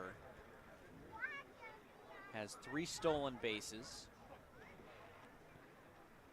0-1 on the way to Hall after a long pause from Becerra, and he swings and misses at a high fastball. Snap throw to first. Lane couldn't hang on to it. He caught the ball, reached down behind him to try and put down the tag. It probably wouldn't have been in time. Tracy dove back with a headfirst slide. Great awareness by Donay to see he had Tracy taking a couple extra feet off the bag. Pitch to Caleb Hall is fouled back on the play. Tracy was bluffing a steal, took the first 3 or 4 steps towards second, but ended up holding up. And that was a dangerous play. If Donay were to catch that ball, he probably would have snapped it back to first again towards Lane. With his great arm, he might have been a sitting duck. 0-2 to Hall. Low for a ball. That's a good miss there, though. He's using that as a pitch to see if he'll go fishing. With that count in 0-2, he has anything at his discretion there. He can pitch freely, but a good take from Hall. It's a true leadoff hitter's take there. But still, Becerra has anything he wants at his disposal in a 1-2 count. Set at the letters, and the 1-2 missed high with a fastball at 92. The infield is shifted slightly over to the left, playing the righty Hall to pole. The second baseman, Snow, playing a couple of steps in for the double play, but a couple of steps to his right. And Hainline is played shaded just towards third base in the left field line. 2-2 on the way. A swing and a miss. He blew him away with a 91-mile-an-hour fastball, and there's 2 away. Excuse me, there's 1 away. Great pitch by Becerra. And he has confidence with that fastball to go up there and challenge him. It's in the zone on the upper part of the plate, and he challenges him. And at 91 miles an hour, especially with the breaking balls he's been able to use effectively, able to gas him up a little bit, shows confidence with it. So here's Travis Bazzana, one of the more dangerous hitters on Cape this year. He flies the first pitch foul down the left field line. Bazzana tied for 5th in the league in home runs with 5. Also has 29 runs batted in. That's good for 4th. And also comes in 2nd in on-base percentage at .459. Almost half the times he is finding himself at first base. That's just plate discipline. Able to find a way on no matter what. Bazzana shows bunt, pulls back, but it's called a strike. So it's 0-2 to him. Runner at first is Tracy. Infield playing straight up at double play depth. 0-2. On the way, another long pause, and it missed high. Becerra really starting to slow the pace down. Yeah, Becerra doing a good job to pitch to the speed that he wants. The 1-2 about to be thrown from Becerra. Again, long pause at the letters. The pitch, it skips in about 3 feet in front of home plate, and absolutely no chance for Donay to block it. It's 2-2 as Tab Tracy will move to 2nd on the wild pitch. Now with 1 out, trailing 4-1, Falmouth with a chance to plate 1 more in the 5th. Their only other run coming in the 3rd. And now eliminates with the advancement of Tracy the double play. 2-2 is a high fly ball to right. Earhart gives chase, and he's just going to watch it fly over the right field wall. Travis Bazzana with a 2-run shot to right has cut the lead down to 1. It's 4-3 Hyannis. Bazzana got all of it there, unleashing it over the right center field wall. Earhart could only really look at it. He knew it right off the bat that it was going to have some great velocity. Now back to a 1-run game between the Harbor Hawks and the Commodores. So here's Walker Yannick, now representing the tying run, and knuckles that off to the right over the Falmouth dugout. Jacob, you just mentioned about how Becerra's doing a great job of controlling the tempo of this game, but as good a hitter as Bazzana is, he sits in that pocket right there and doesn't fall out of it. He's a nice, composed hitter. Despite that, it could screw up timing, but sits straight in that pocket and destroys that ball. 0-1 drops in for a strike at 81. Falmouth, they dropped the first couple of meetings this year to Hyannis, the first 4. They took the last one, but they've been a new team in the second half in July. Pitch is a high fly ball off to the right side. Lane gives chase, but it's going to find the first row. They have gone on a tear since July 8th, going 14-5.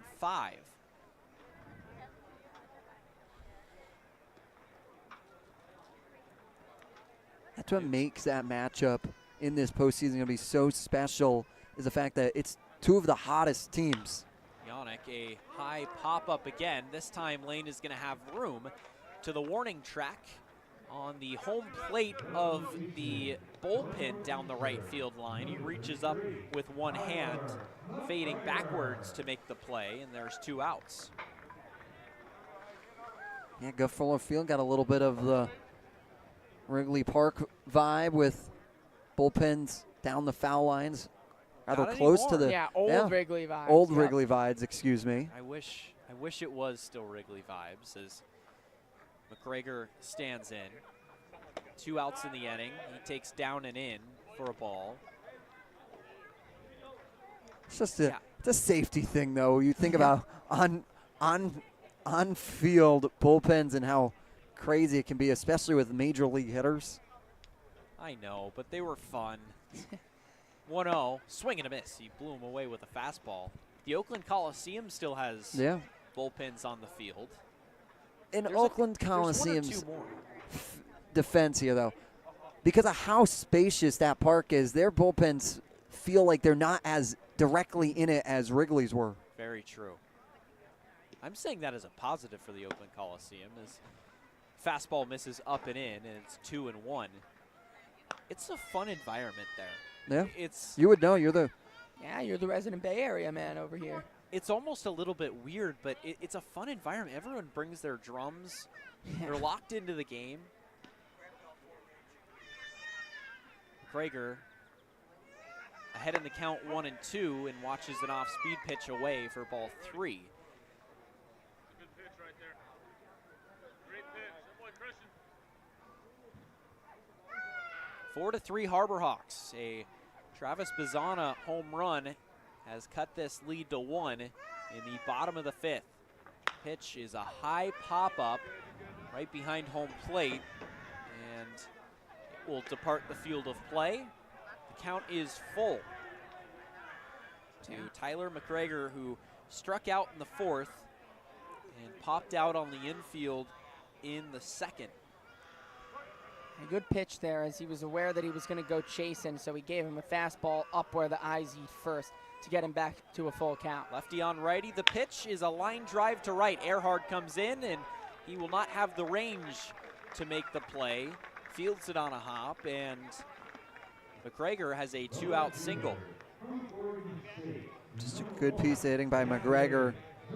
Able to drop it down in front of Earhart in right field. Now skipper Eric Beatty will now come out and point to the bullpen, and that will look to do Becerra's night. Yeah, that was a pretty solid outing from Becerra. Only one mistake. That was the home run to Bizana. There's going to be a new pitcher in this one. It's a 1-run Harbor Hawk lead. 4-3 Harbor Hawks on the Harbor Hawks Baseball Network. We all have obstacles, challenges at different points in life. I still push myself every single day, and the harder I push myself, the more I find myself drawn to wearing UFOs. The first time I put on a pair of UFOs, it was like someone released the pressure. It was so crazy. When you are recovered and can do more, that has a compounding effect on all aspects of your life.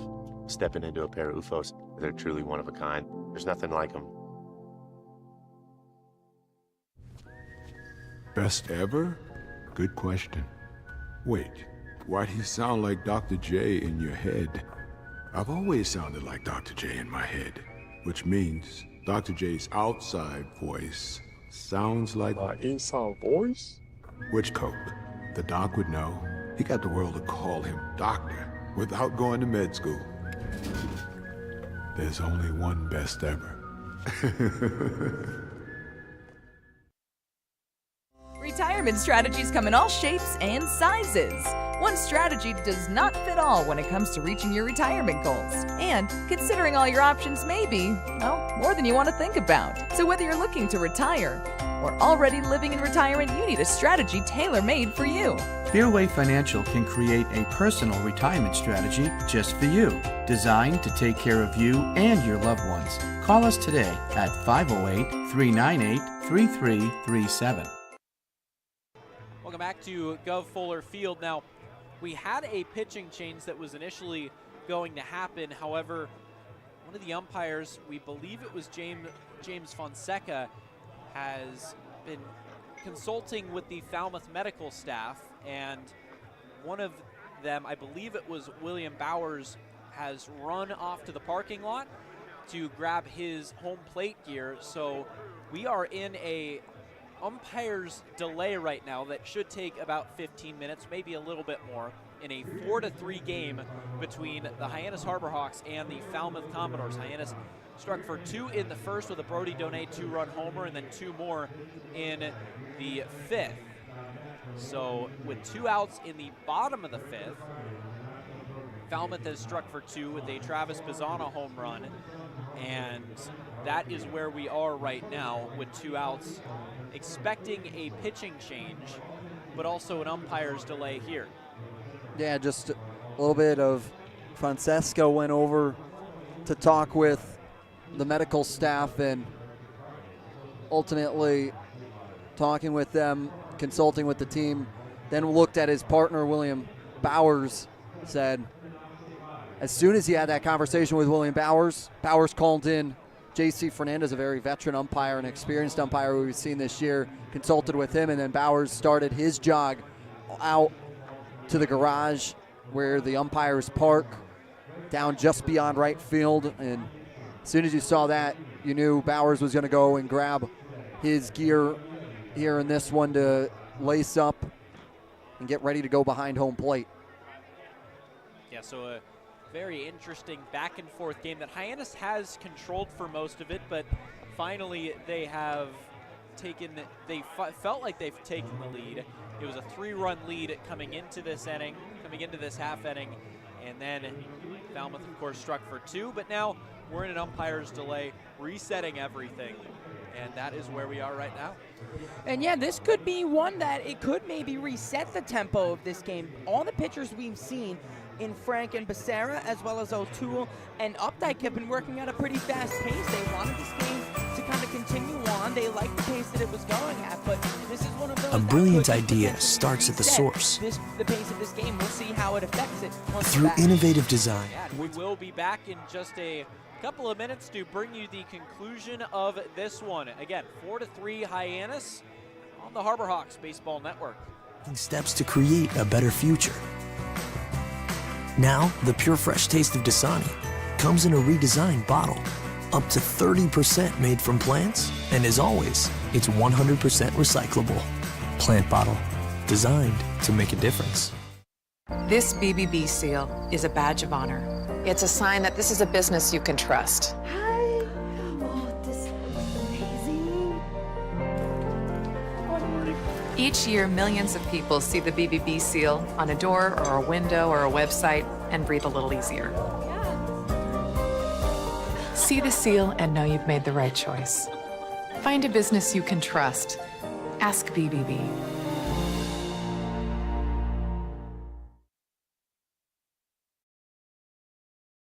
Hey, Mama, what's up? Did you switch my service from Verizon to T-Mobile? Yep. T-Mobile has the only nationwide 5G. Well, Mr. Know-It-All, let's see if you right about that. Mama.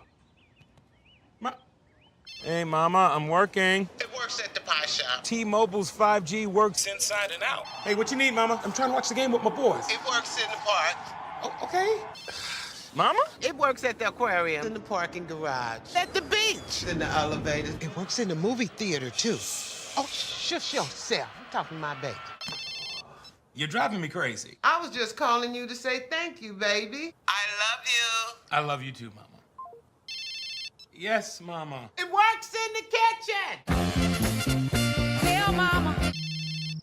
Mama? 5G, it works in the club. Who are you on the club with? All about it. Tell Mama.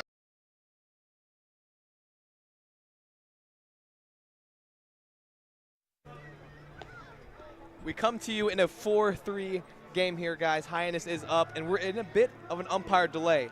So, now we have to get a kill time a little bit and just kind of open it up to you guys. I know you guys said you guys want to be on air, talk a little bit, so I kind of just want to leave it open to you guys.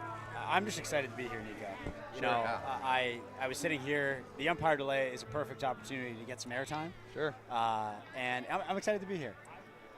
Yeah, no, Cole was, can me and Mikey do a segment? And I said, absolutely. I'm amped. We approved it ourselves. Yeah. Before you guys even. Sure. Yeah. I mean, yeah. that's how it has to be. I mean, you guys. I mean, whatever you guys is what we do. We're just here for you guys. So. Yeah. So far, guys. I mean, 4-3 game. what kind of, we even haven't got to heard you guys on air very much talk about, obviously you guys have baseball experience, understanding and everything. So 4-3 game, what have you seen so far? I thought Becerra looked pretty good. I mean, he's been a sneaky electric addition. Fastball's great, really good breaker that I honestly didn't know he had that much of. But, I mean, the fastball to Bazan is one thing that's a really, really great hitter who made a really, really great swing on a pretty okay pitch. So I think if Becerra can be that kind of arm that we saw today and we saw the last time out down the stretch, it could be a pretty important playoff arm, which I think is my big takeaway from the first 5 innings so far.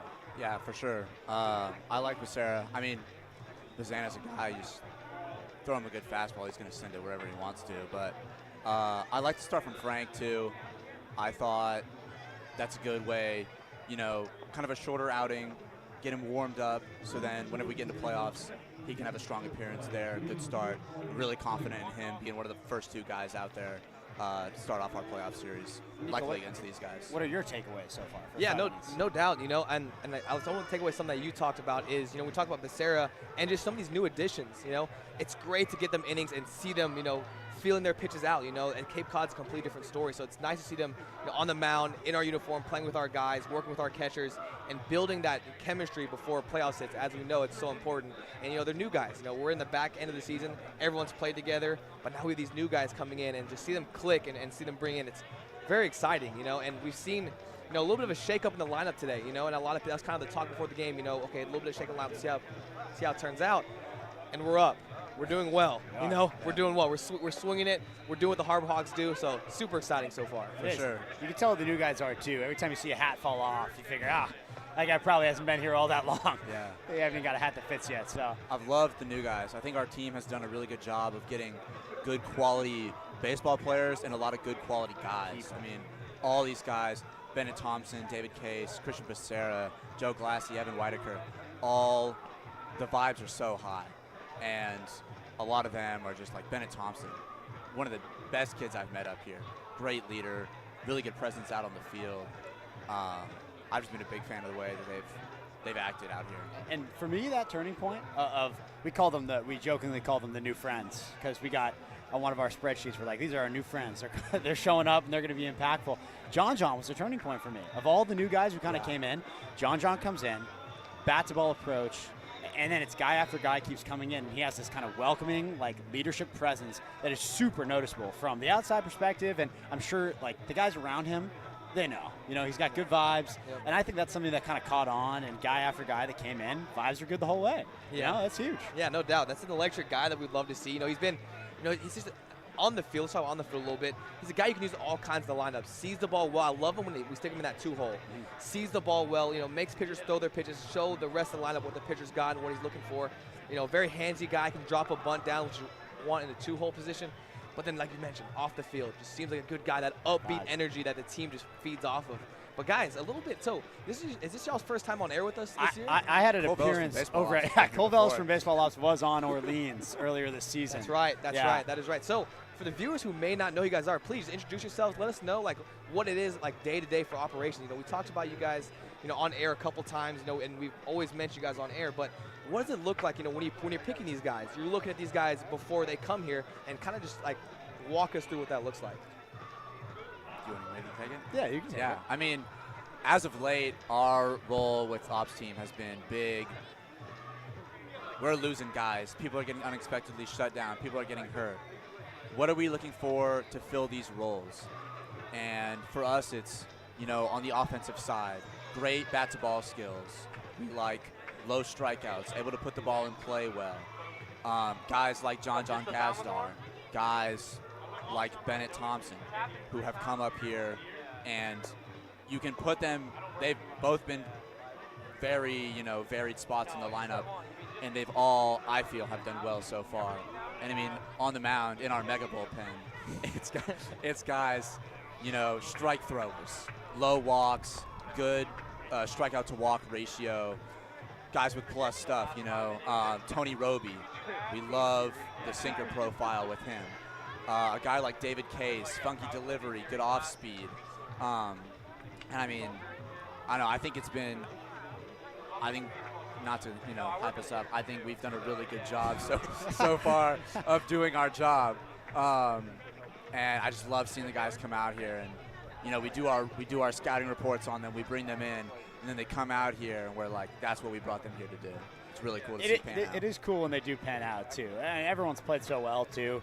We went on that, you know, obviously 15-3 in our last 18, coming into last night, so I guess now 15-4. But it's one of those things that you're like, wow, I think this is a really good player. And then you're like, but you never know. You know, sometimes it gets to a point where you're like, oh man, you're putting your reputation behind a guy. Because the more good players you bring in, the better your reputation is, the better, the more we get to keep kind of cooking.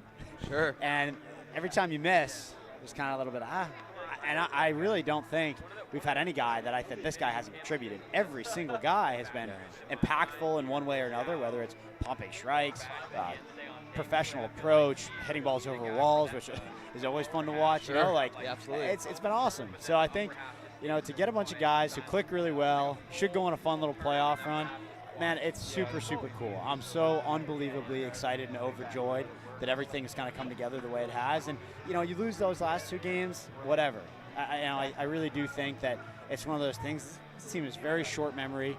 Another 6-run 9th. Guys are good. I'm all about that, you know? Yeah, I love that. I love that. You know, and that just speaks so much of like what you guys have done is you see teams go through trials and tribulations all year. It's so hard to stay good throughout the season. You got guys are just coming and going in all teams. So to stay consistent throughout is such a tough thing. And for guys who are just joining us, we're in a bit of an delay. The score is 4-3. The Hyannis Hardbocks are up against the Falmouth Commodores. So we're here just kind of chatting up a little bit, getting a little more deeper insight under the baseball operations. But guys, back to our conversation. I just love like learning about what you guys do on a day-to-day basis. So I know, even though we're still in this season, you guys are already working for the future. And so obviously you don't have to give any spoilers or anything, but what is like how do you start? Where is like ground level zero on what you look for? You know, again, you start blank. You're still in this season, you're already looking for next season. What does that look like starting from ground zero? You start by combing through every summer league under the face of the earth, under the earth, face of the sun rather.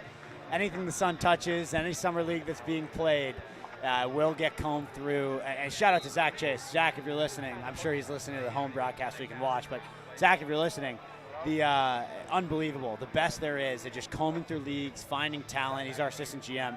Excellent job.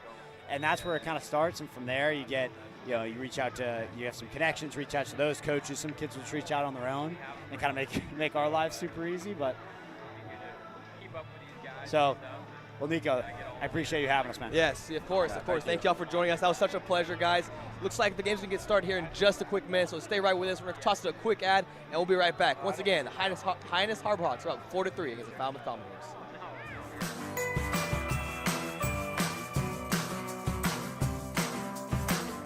A brilliant idea starts at the source. Through innovative design, we're taking steps to create a better future. Now, the pure fresh taste of Dasani comes in a redesigned bottle, up to 30% made from plants, and as always, it's 100% recyclable. Plant bottle, designed to make a difference. This BBB seal is a badge of honor. It's a sign that this is a business you can trust.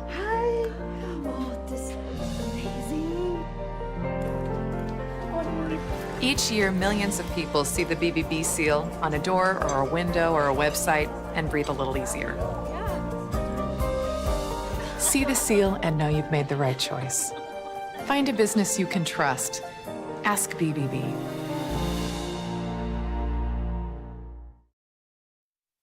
Welcome back to Gov Fuller Field. Big thank you to everybody who just talked through the umpire's delay. That was a very fascinating segment, how baseball ops chooses the players and how their system works here in Hyannis. Very unique to the Cape. A lot of teams just go through their coach scouts the players, and players are sent to that coach and everything.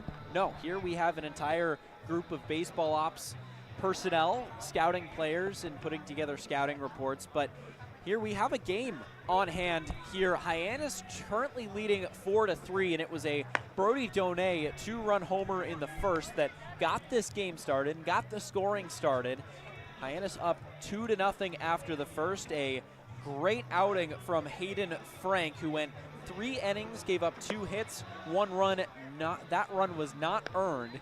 He walked 2 and struck out 1, and he was eventually pulled before the 4th inning, giving way to Christian Becerra, who came in scoreless 4th inning, but in the 5th gave up a 2-run homer to Travis Bazana. But luckily, Hyannis in the top of the 5th, just before that, had extended their lead to 4-1. So instead of making that Falmouth's lead, they only trail by 1 right now here in the bottom of the 5th. We are about set for baseball once again. Gavin Turley stands in against a new pitcher. Will be David Case out on the mound here today in relief of Becerra. First pitch from Case is away for a ball. The big, tall, left-handed pitcher. Final time, 19 minutes of delay here. 1-0 on the way, fouled back. Now, I said it when we were heading to break. I'll say it again now that we head back. It's going to be interesting to see exactly how the pace of this game from both sides is going to be affected by that delay. You'll want to see, if you're Hyannis, you probably like that pace that you were playing with. So that's probably what manager Eric Beatty is telling David Case, just to kind of pitch with the same intensity that everybody else was before, despite the delay. Pitch to Turley, misses upstairs. The runner at first is McGregor.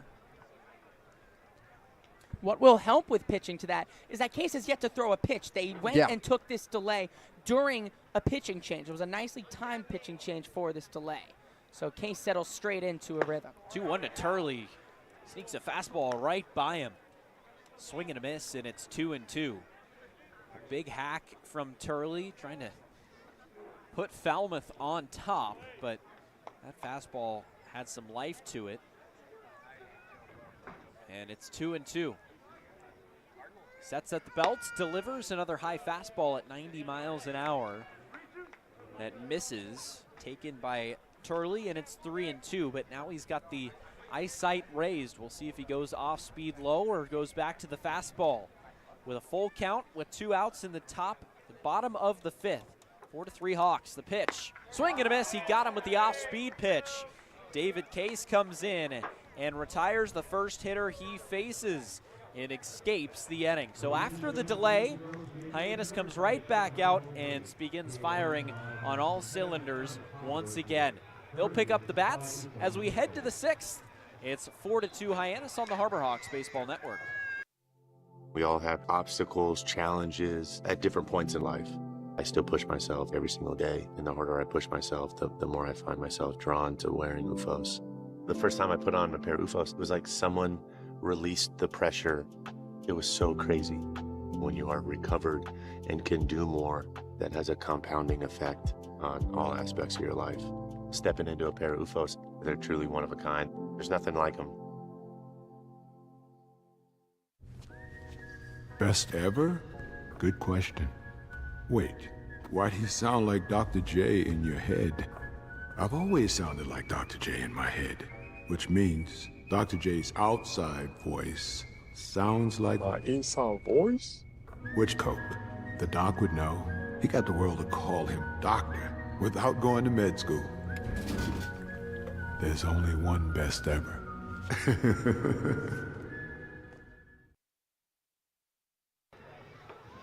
Taylor Thompson and Snow due up for the Harbor Hawks as they will look to extend upon this 1-run lead that they have built for themselves into the 6th inning. Yeah, once again trying to build up to the best of your ability here and try and find an opportunity to respond back. That's what Hyannis did to lead things off in the top of the 5th, responded for 2 to unknot the 1-run game to give him a little bit more of a lead. Now with Will Taylor stepping into the box, that's what they want to have happen here again as well. So here's Taylor. Infield shifted slightly to the left on him. And the first pitch on the way from Updike. Back out for another inning of work. Drops in for a strike, 80 miles an hour. Taylor's been so good, so versatile in the outfield for this Harbor Hawks team. 0-1. is another called strike, outer third of the plate. He can play pretty much any outfield position, including the corner outfield. His ton of range, able to get to baseballs that the average outfielder probably couldn't, but also brings a ton to the plate with the bat in his hand as he taps it foul up the first base line. Remains 0-2 on him. The sun has set from Falmouth. Slight cloud cover right now, but for the most part, cleared skies. And the wind has died off a bit in the last hour, but still a slight breeze at the backs of the hitters as the 0-2 is a high pop-up to left field. Hall ranges in and makes the catch for the first out of the 6th. I was fortunate enough, my family's in town this week, able to be on Cape, so able to run down during the delay to talk to them, and that's what they were mentioning was this little bit of wind. It's a little chilly. You got to make sure you have your sweatshirt. It almost feels like that first couple weeks in the season when you needed a sweatshirt at night as soon as the sun went down, and they were grabbing one as soon as I left them. So here's Bennett Thompson, who watches a ball outside. It was one of the colder beginnings to summer in recorded Cape history, but eventually we got up to the heat that everybody expects in this great vacation spot. As he misses with a fastball inside, Thompson ahead in the count 2-0, and now it feels like we're back down, and we found the good happy medium, at least for me, as a off-speed pitch drops in. It's 2-1, and the weather in the last couple of days has been perfect. The 2-1 to Thompson is a high pop-up, but out of play. Yeah, I sure am glad my family's not up here. If my mom and my grandmother are listening, they almost always are. They're historically and notoriously cold people. So I know that while we say this is perfect, and I agree with it, I don't know, I think I'd see them two running for their jackets in the cars. 2-2 on the way. It's a hard ground ball to short, and it's bobbled by Eze. Throw across the infield is just in time. He had a bit of trouble with it, fielding it on a bouncing ball, but was able to spear it out of the air with his bare hand, throw across the infield, and avoid the 5th error of the game for the Commodores. They currently sit with 4. Yeah, defense or lack thereof has been a big story of this game. Still yet to allow an earned run is Falmouth pitching. All 4 have come around on unearned runs. Eric Snow, a bit of an excuse-me swing, and goes around about 50% of through the swing. He decided not to, but couldn't hold up at that point. 0-1 on the way. He takes a fastball for a strike up in the zone. Snow so far today has lined out and reached on a error. 0-2 on the way. Off speed, just inside. Nasty 12-6 movement on that pitch there. That holds Snow in. Pitch to Snow, it's poked at and through the right side for a base hit, so he beats the shift. The infield and the second baseman, Bazana, was shaded over towards the second base bag. He reaches out, kind of throws the bat at it, and finds a hole into right field. And over the last few weeks, that's been Snow's specialty, beating that shift and using that bat control to push into right field. Such good hitting from Eric Snow. Scouts absolutely love to see that, as we've talked about this game, getting on by any means necessary. That sure is a good way to do it. So here's Alex Lane with 2 outs and the man on first. Missed upstairs with a fastball. Lane, more of a platoon bat for the Hawks this year, making a start today at first base.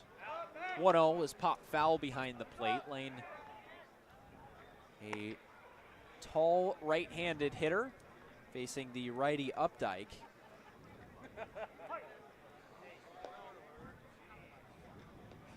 He sets at the letters.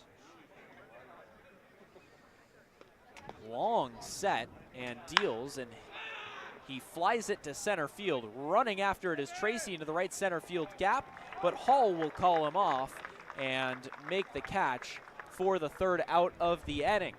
So Hyannis leads 4-3, and instead of sending it to break, we got Our own Bria Losick standing by with a report.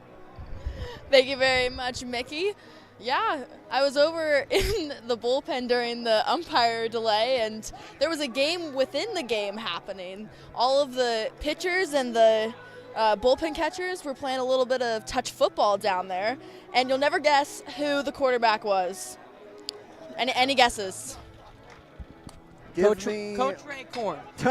No, Ray was down here. Okay. Give me Damian. Give me the bullpen catcher. I'm No. very confident. Elijah Hainline might have made his way out to the bullpen. No. The quarterback was, in fact, Darren Horn, and I can tell you he got as much spin on that spiral as he does on his fastball. That's good for him. He's a multi-sport athlete, but I can't believe I didn't guess that. Like he's the first guy that probably should have come to mind. Yeah, I mean, I was surprised that Will Taylor didn't go down there. Yeah. But Yeah. Oh, he would have dominated. He would have been the one receiving. He would have been dusting everybody with those moves. But yes, they didn't go to their old game of hacky sack, which I was a little surprised about. But they Or went for the wiffle ball. full, or wiffle ball too. Yeah, we've seen a lot over here on Cape. We've had a lot of fog delays, umpire delays, all of that.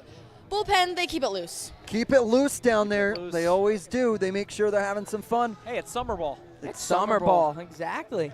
Might as well use your time for a little bit of summer fun in night with friends. Mine as well. Thank you, Bria. Always appreciate it. Thanks, guys. So Hyannis up 4-3, protecting this one-run lead. And David Case back out for another inning of work after coming in, facing one batter in the bottom of the fifth, and getting Turley to strike out to escape a jam. And the first pitch here to Michael Eze misses down and in. He showed bunt, but pulled back. Freze today has found his way to get aboard. Has a walk and then has a single back in the fourth. Case comes in today with a 2.25 earned run average in 8 innings pitched. The 1-0 misses outside for a ball. I watched Eze twice this season. He played the University of Maryland, as Georgetown did twice at College Park. They've been making a real effort in all sports to keep some out-of-conference matchups in the DMV. He did really well, 3 for 4 with a walk, hit a home run in one of those games as well. 2-0 was a big swing and a miss. And I saw his name along with a few other guys, Owen Carpellotti of Orleans as well. They've got a nice contingent up here, as well as Jake Hyde. I believe he was with Orleans as well, if he still isn't. Georgetown's got a good program. They've got a good few guys up here on the Cape. 2-1 on the way from Eze. It's a called strike. Donay dropped the ball. It was a fastball at the knees. Normally you see that catcher's drop being called a ball because they're unable to frame it, but still called a strike anyway. 2-2. Swing and a miss. He got him with the off-speed pitch, pulled the string on him, and there's one away. A great piece of pitching by Case in on Eze. And just pulls the string to get the first out. And so you want, especially for Case here, to try and settle back into pitching. So now it's Cade Clemens into the box, and he slaps a ground ball to first, but directly at Lane, who scoops it up, a slow bounding ball, and steps on the first base bag himself. We mentioned the home plate umpire. It's no longer James Fonseca. It's William Bowers, who was the third base umpire to begin the day, and shifts down to be behind home plate and call balls and strikes. So 2 away for Luke Heyman, the catcher. A right-handed hitter. First pitch is an off-speed that misses high. Lefty on righty. And now with the two-man crew, a lot of movement for these guys and a lot of communication between J.C. Fernandez and William Bowers as well needs to occur, especially on pop flies and slow tricklers in the infield. 1-0 misses low, a fastball. J.C. Fernandez is about to get his steps in. Yes.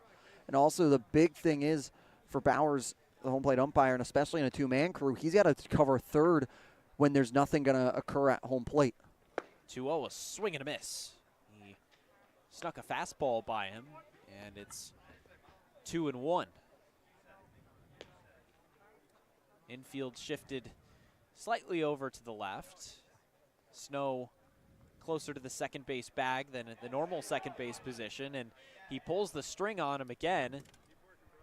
And a check swing tried to hold up was Luke Heyman, but he could not hold up, and it's 2-2.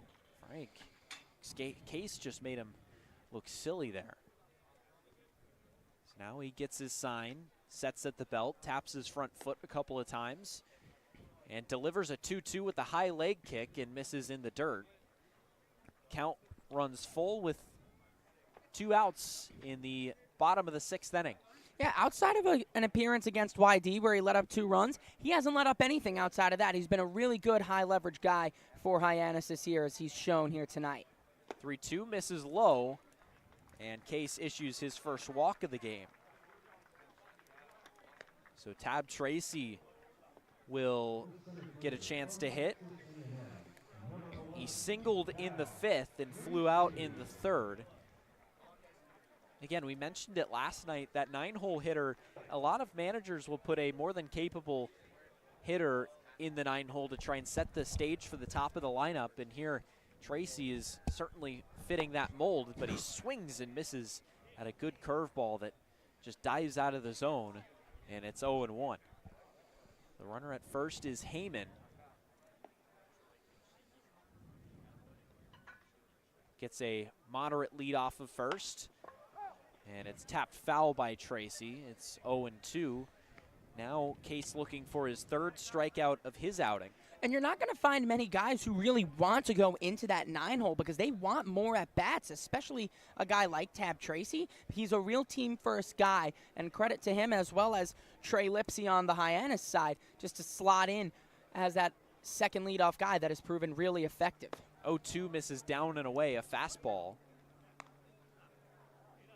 And it's for the betterment of the team when you can get a really strong guy in that 9-hole, especially with how the lineup is constructed to be in this situation to get contact with base runners on.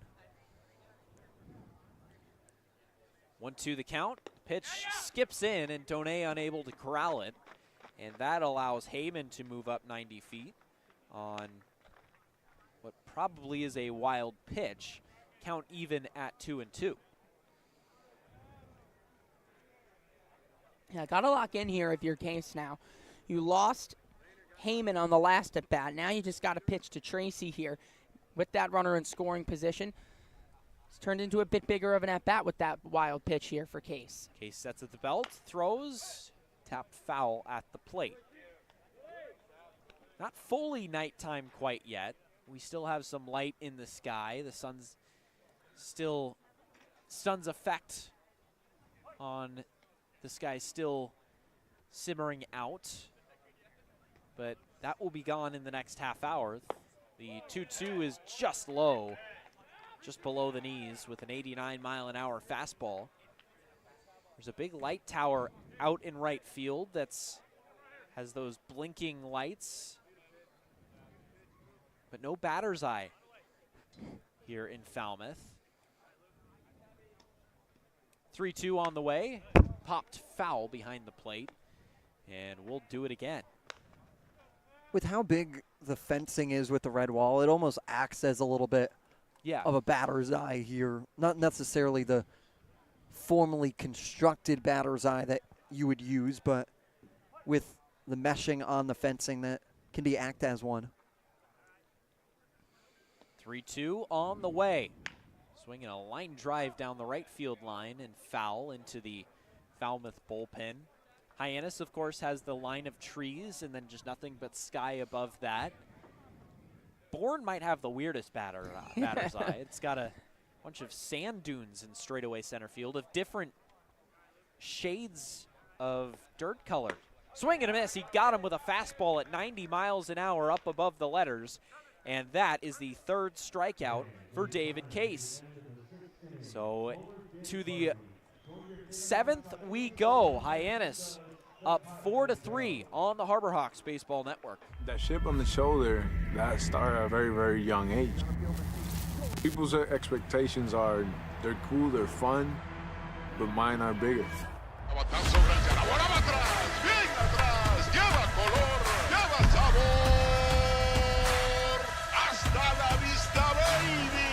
When you play in New York, they want to see winners. It doesn't matter if it's a Monday or a Friday or a Saturday. You got to come with it, or those fans will let you know. Pick one thing from me, pick one other thing from another player, make it your own. You turn to who you want to be. What motivates me is the unknown. You know, how good can I be? You get away from the lights, get away from the camera. Mientras más presente yo esté en la caja de batería, más éxito tengo. Man, how can you not keep it fun, man? This is a kid's game. If you could go back and tell 10-year-old Francisco one thing, what would it be? Be a bad mother.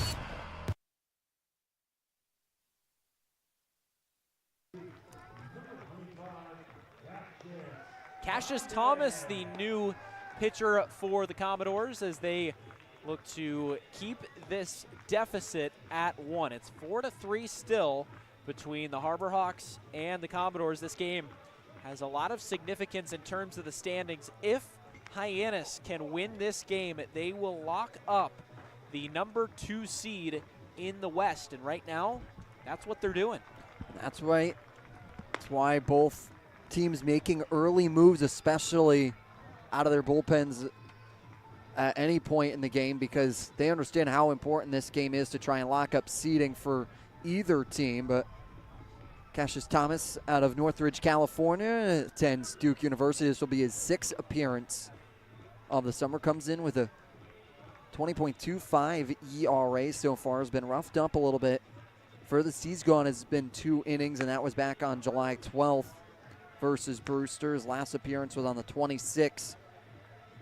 And pitched 1 inning against Orleans. Gave up 6 runs. 5 of them were earned through 9 batters faced.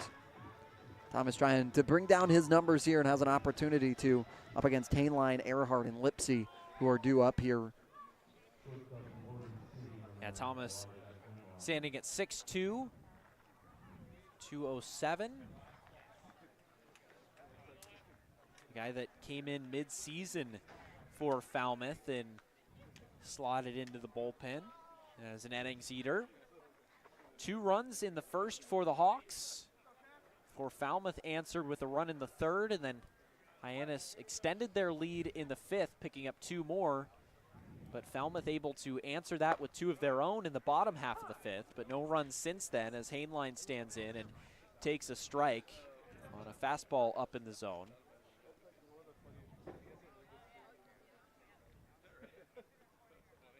Thomas selects his pitch and delivers low for a ball.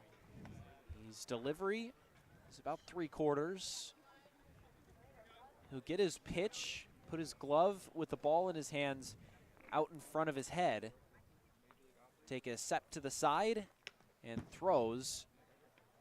And the 1-1 misses outside at a 90-mile-an-hour fastball.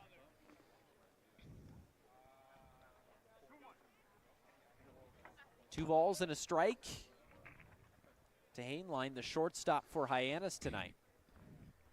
Pitch on the way, brushes him back up and in with 92-mile-an-hour fastball. It's 3-1. Hainline had to duck out of the way, lean back, lost his balance, fell out of the box, but now back in, ready to see a 3-1. Missed up and away, another fastball, and Hainline will lead the inning off with a walk. Once again, a great disciplined at-bat by these Harbor Hawks. Not trying to force anything, especially on a 3-1 on a hitter's count. You want to maybe try and go out and reach for it a little bit. Does a good job staying in the box, but now that brings up Zach Earhart so far today. I think he's feeling himself getting on base all 3 times he has stepped into the box. First pitch to the Cowboy. Hainline started to go towards second, but held up. The pitch misses upstairs. Yeah, despite having only 1 hit to his ledger, he's hit the ball hard all 3 times, forcing an error out of Michael Eze, and then also reached on another error as well. 1-0, kicks and deals. It's a knuckling high pop-up, shallow right field. Bazana takes a couple of steps back, goes into a back pedal, and reaches up and retires the first out of the inning. Earhart just got a little bit jammed and is set down for the first time today. He reached on an error in the 5th, but the other 2 outside of that were both singles off of his Oklahoma State teammate, Evan O'Toole. Before the first pitch to Trey Lipsy, Thomas will check over to first on Hainline, but he's back with a head first slide. Now he's ready to go. But another check over.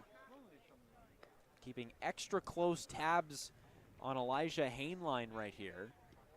And Thomas eager to try and watch the speedy Hainline, because we talked about it, already bluffed a steal once. You know he has the speed. Hainline with 4 steals on the year. He goes here, a called strike, dives head first into second. He's in for a stolen base. Elijah Hainline, steal number 5. And that's why Thomas was checking over consistently, was he was wary of allowing a Harbor Hawks base runner to be in scoring position now with only 1 away. So now Trey Lipsy in an RBI opportunity. 1-1 count. But first a throw back towards second to check on Hainline. Yeah, you could tell that he was being a bit extra careful after Hainline bluffed on that steal. Perhaps a precursor to that steal right there. It also goes to show about how Hyannis is not content with where they're at right now, and they want to be getting extra runs across just to make this thing safe, because they respect Falmouth. Hainline goes again, and a foul back by Lipsy. Hainline got a really good jump, went into a head first slide into third base, kind of popped up to his knees with his knees on the bag, looked up, was trying to find the ball, and realized that it was fouled to the screen. Yeah, having a quick conversation with skipper Eric Beatty about whether he was in play or not. Lipsy behind to the count, no balls and 2 strikes. The pitch on the way, misses upstairs. 93-mile-an-hour fastball. Thomas brings really good velocity to the table. It's just sometimes control can slip away from him.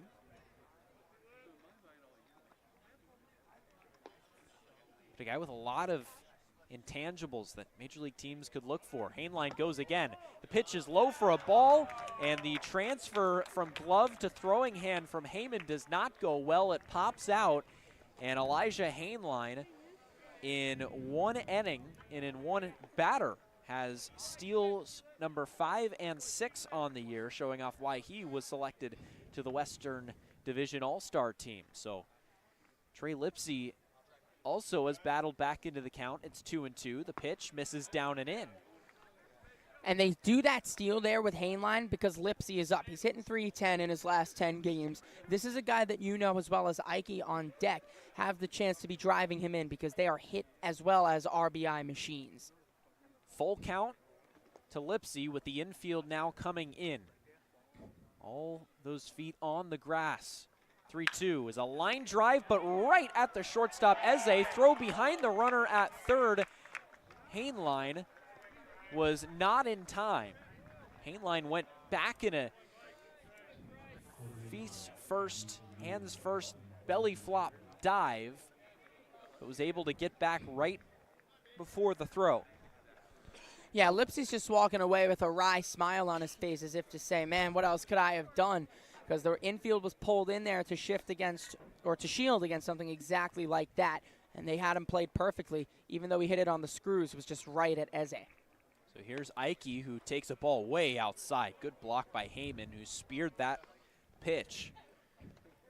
Had to go into a bit of a slide into the opposite batter's box to prevent that from getting back to the screen and potentially scoring Elijah Hainline. Infield relaxes back. The 1-0. Swing and a miss.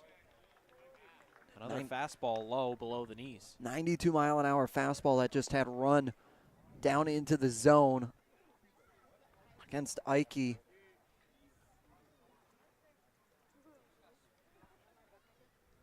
One on the way, swing and a miss. He pulled the string, and Ike was way out in front, so it's 1-2. And on that line drive hit by Lipsy.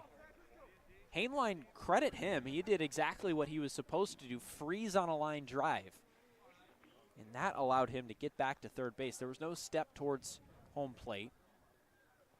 1-2 to Ike just gets a piece of it and fouls it back to the screen. Good protective swing there by Ike to be able to reach out and keep his at-bat alive, especially with a big base runner in Hainline at third base. You want to take advantage when you got a runner 90 feet from home, and especially in a big game like this one. A ball and a strike. Brody Donay would be next. Swinging a ground ball to the left side under the glove of Clemens, but Eze backing him up, throws to first, and he throws it away. That will score a run and allow Brandon Ike to round first and head to second. And Hyannis leads 5-3 on what could be the 5th error of the game for Falmouth, as they close in on YD, who currently holds the season record with 6 in a current game, in a single game. Yeah, back on the 21st against Bourne, YD committed them, and now with a 5th error, like we talk about, it has really been a death by 1,000 cuts for these Commodores that just haven't played clean baseball to allow themselves to put them in a situation to be able to go out and get runs. First pitch drops into Brody Donay, and that is ruled an error on the third baseman Clemens. The ball just kind of snuck under his glove as he was charging a slow ground ball.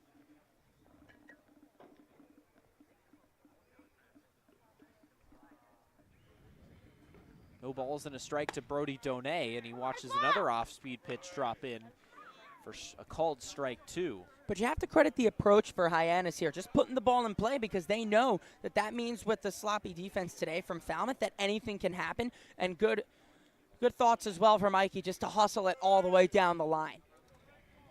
0-2 to Donay. Runner at second is Ike, looking to plate another run, but Donay goes fishing for a fastball, and that is out number 3. But the Harbor Hawks extend their lead to 2. It's 5-3 Hyannis on the Harbor Hawks Baseball Network. That chip on the shoulder, that started at a very, very young age. People's expectations are, they're cool, they're fun, but mine are bigger.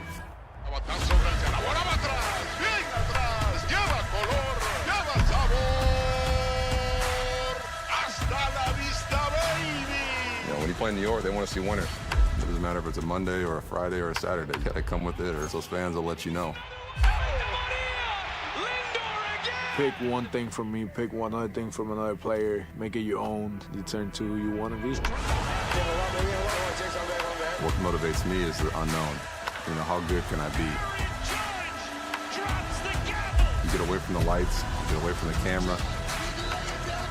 Mientras más presente yo esté en la caja de batería, más éxito tengo. How can you not keep it fun, man? This is a kid's game. If you could go back and tell 10-year-old Francisco one thing, what would it be? Be a bad mother.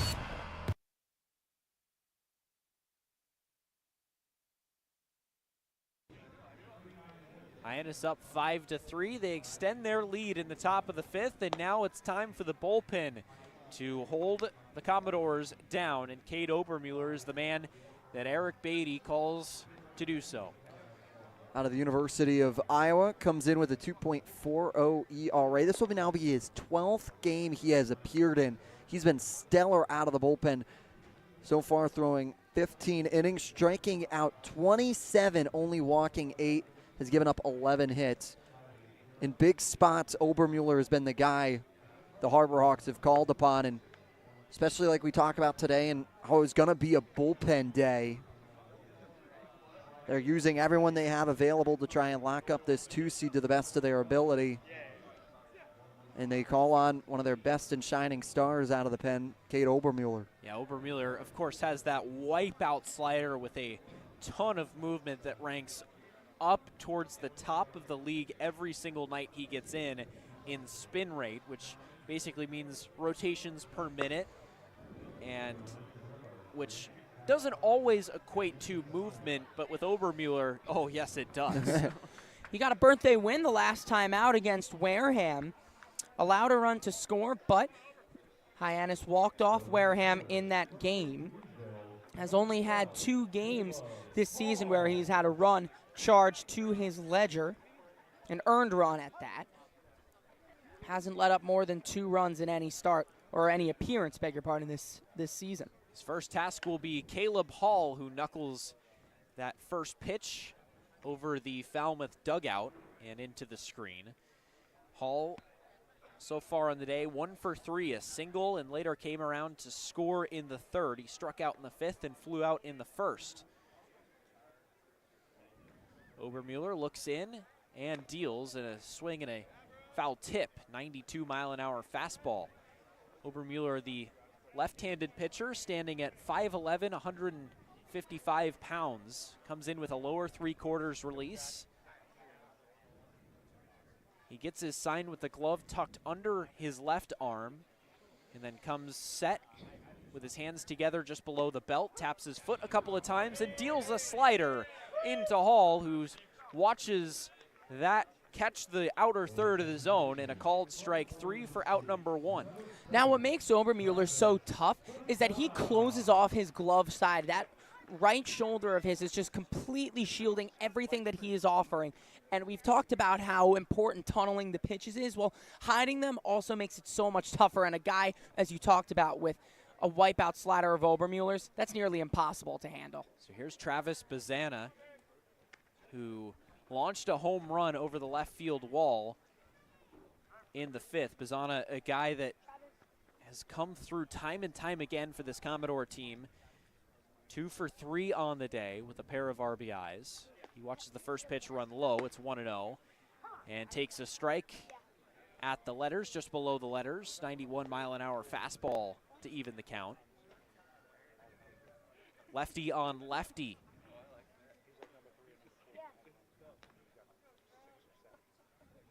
Obermuller sets, kicks, and delivers in a foul back. Bazana, a guy that, again, has hit his 6th homer of the year tonight, that firmly has him in the top 5 on Cape.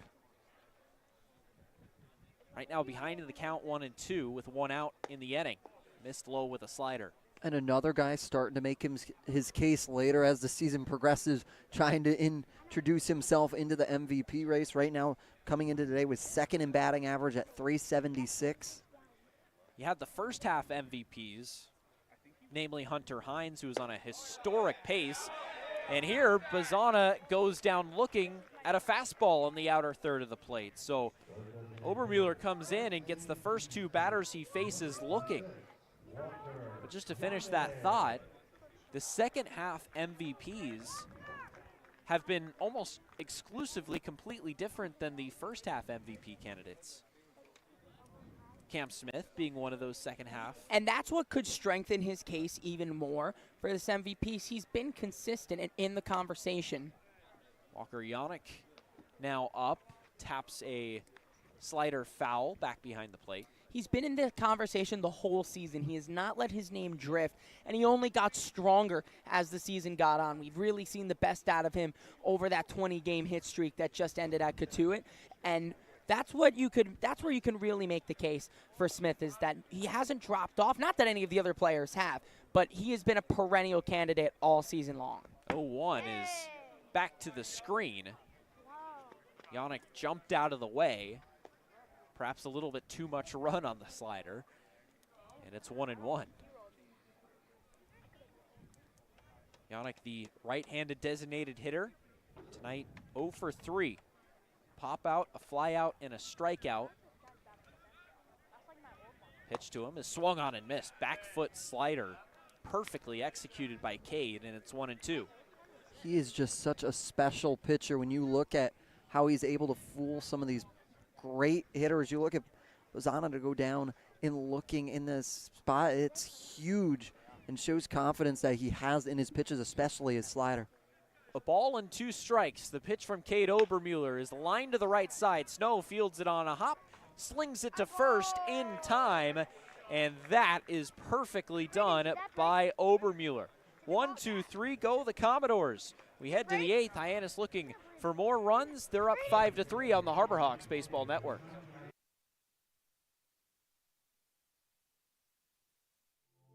We all have obstacles, challenges at different points in life. I still push myself every single day, and the harder I push myself, the more I find myself drawn to wearing UFOs.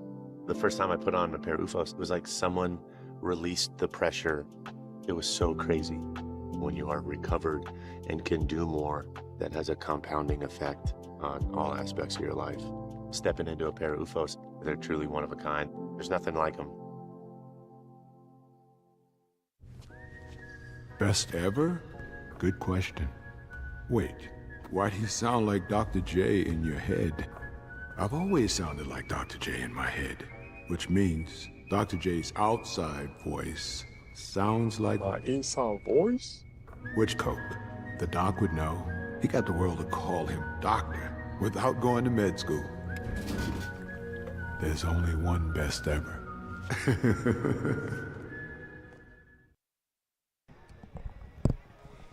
To the 8th we go. Harbor Hawks up 5-3.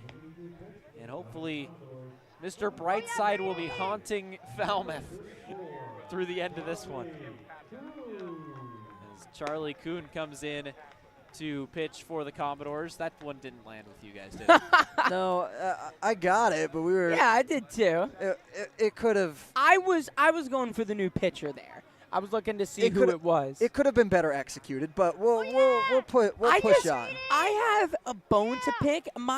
Oh boy. My joke about having James McCoy fighting the wall and the wall won got absolutely nothing, and I'm so mad at you guys for that. Do you know what that reference is even? No. You don't. There's a No. song that goes, "I fought the law and the law won." So I referenced it with McCoy's he fought the wall and the wall won. I don't know. You both have a firm grasp on music. I thought you guys would have known that one. Nope, I that guess, that one went okay. directly over No, my listen. head. If you guys didn't know it, that's all good. That's no all idea good. what you're talking about. Zach Berman, who was a guest in the booth last night, brought me up on that, and he said it was real good. And I was like, okay, someone understood it. I was glad to hear that. Well, if you didn't know, Charlie Kuhn's still in this game out of Boston College from Duxbury, Massachusetts. Only pitched 18 innings for the Eagles at a 7.00 ERA. Struck out 25 to only 4 walks. Limited appearance this year, though. That's why you come to Cape. First appearance now for the Commodores this year as well. Hey, you never know what the Cape might hold. You never know how someone is going to react to summer baseball or the Cape Cod Baseball League, as the first pitch to Will Taylor misses up and away for a ball. Will Taylor picking up the nickname Whale Taylor among the Harbor Hawks faithful in recent weeks. Pitch dropped in there for a strike. And guys, allegedly I was the one to start that. I just don't know when I did it. I need to see it.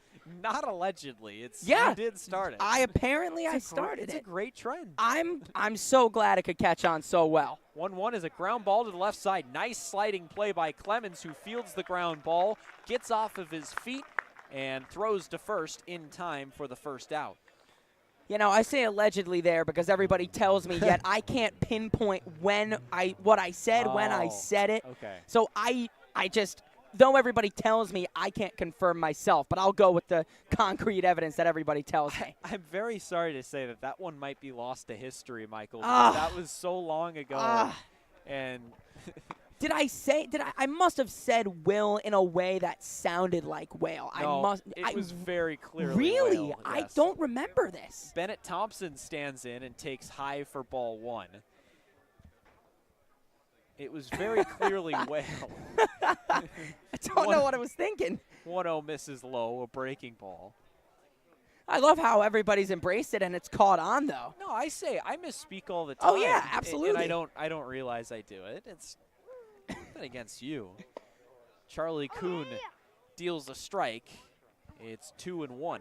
Will knows, right? Yes. Yeah. Hey, he likes it? He loves it. Yeah, I'm so glad. Bria talked about it on the pregame show, and he found out a couple days ago that it was specifically for him, not for situations. 2-1 is a high fly ball into left field, giving chases. Turley ranging in, and he dives and makes the catch. Wow. He covered a ton of ground and got a great jump on a shallow fly ball. Laid out head first and got dirty to make the play. That's one Kuhn tips his cap to. As Turley was on his horse, beating it down to try and see if he could get to the ground first to lay out for it. Does a great job to lay out for. First pitch to Eric Snow is a fastball taken for a strike. Now I have 2 away here. Try and retire the Hawks in order, which would be huge. Kuhn sets at the letters, just above the letters, deals, misses high, 2-0.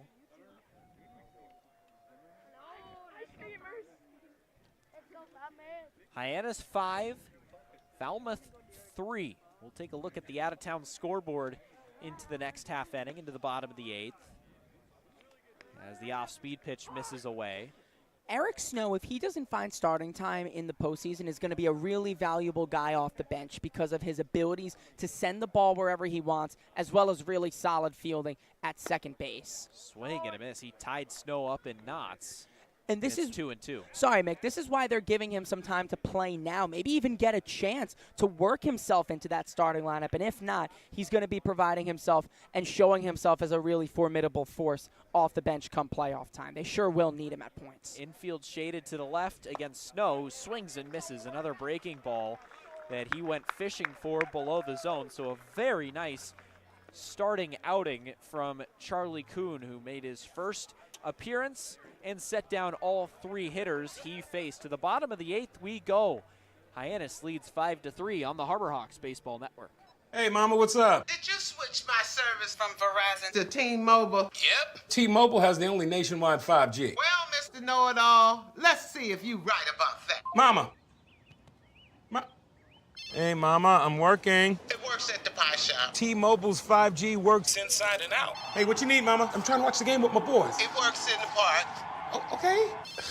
Mama? It works at the aquarium, in the parking garage, at the beach, in the elevators. It works in the movie theater, too. Oh, shush yourself. I'm talking to my baby.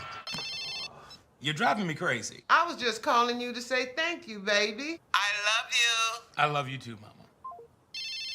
Yes, Mama. It works in the kitchen. Hell, Mama. Mama? 5G, it works in the club. Who are you in a club with? All about it. Hell, Mama. Welcome back to Gov Fuller Field. 5-3 Hyannis. This is not the only game going on Cape, and it is a fascinating day. Yes, it is. Katuitt is able to lock up the 1 seed, beating Brewster 5-4 at Stony Brook Field. Chatham continues to be on a roll now that they've been eliminated, trying to play a little bit of villains and spoils as spoilers. They beat YD 6-4 at Red Wilson Field.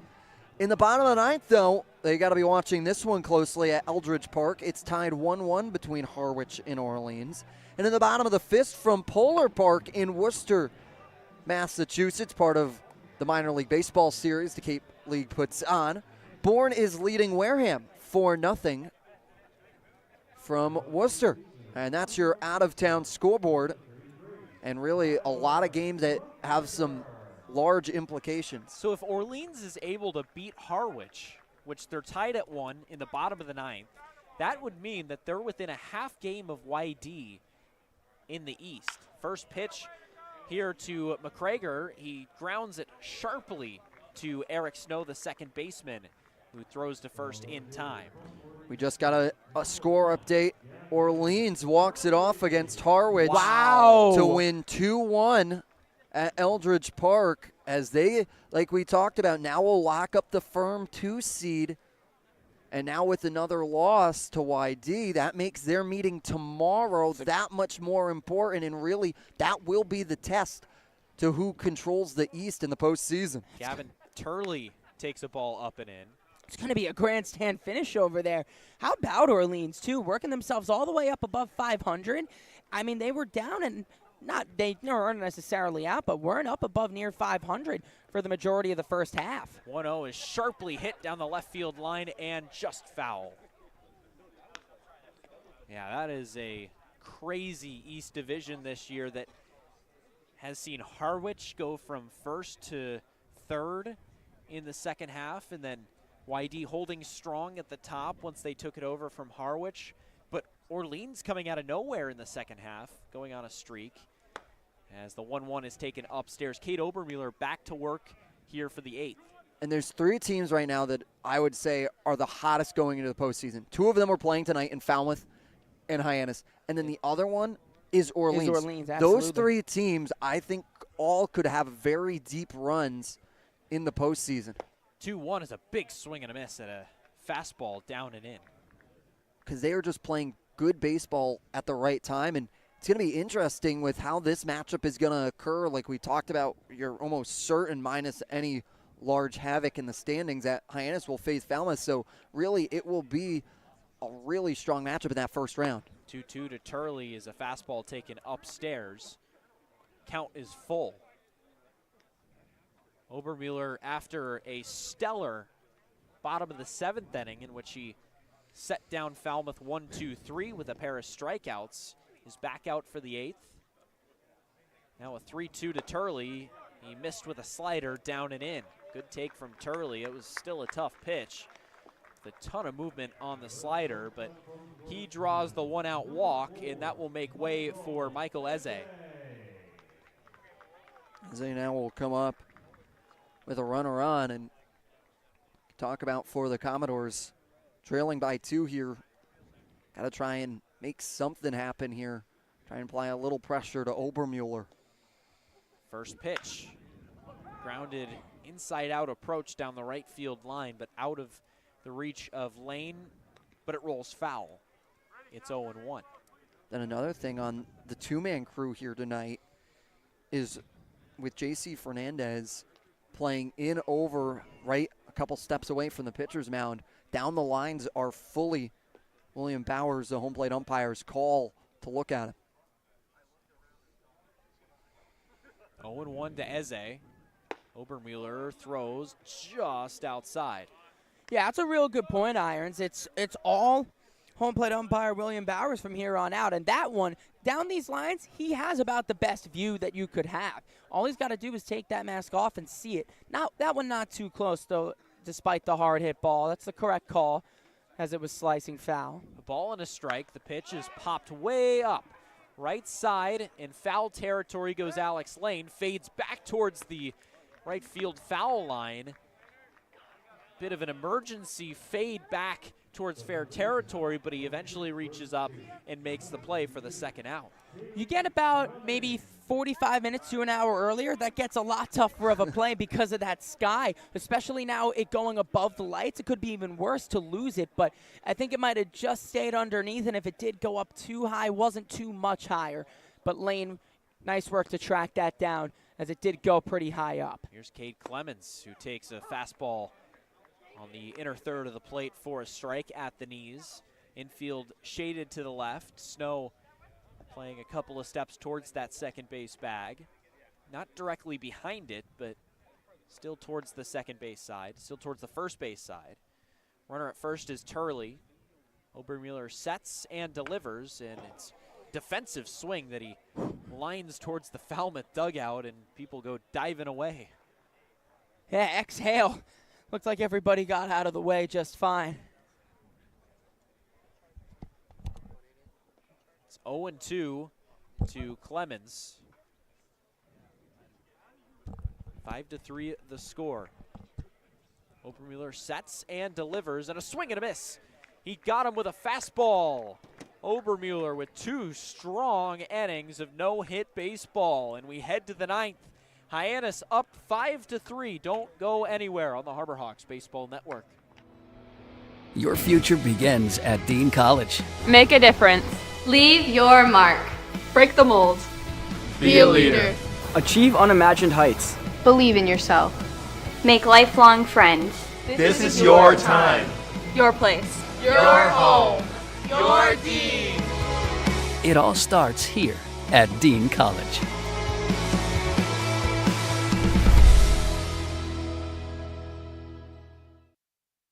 Retirement strategies come in all shapes and sizes.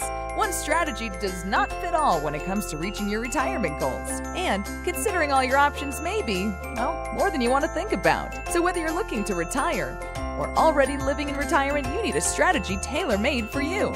Fairway Financial can create a personal retirement strategy just for you, designed to take care of you and your loved ones. Call us today at 508-398-3337. Nolan Moore, Falmouth, with holding this lead for Hyannis down to 2. It's 5-3 Harbor Hawks entering the 9th inning. Falmouth looking to position themselves for a comeback in the bottom of the 9th, something that they've been more than capable at doing this year. Yeah, when you look at the Harbor Hawks, they're trying to lock this one up and once again just be in the best position to allow themselves feeling confident going into the bottom of the 9th. And for the Commodores, they want to try and shut this top down as quickly as possible and get them back to the backs as they bring in Nolan Moore out of Colebrook, Connecticut, and Northwestern University. Has a 1.8 ERA. This will be his 6th game he's appeared in. Does have a save already on the year through 10 innings pitched. Comes in just trying to shut this door right now for the Commodores to get them back into the batter's box. Yeah, 1.8 ERA this year across 10 innings pitched, 6 strikeouts, 1 walk.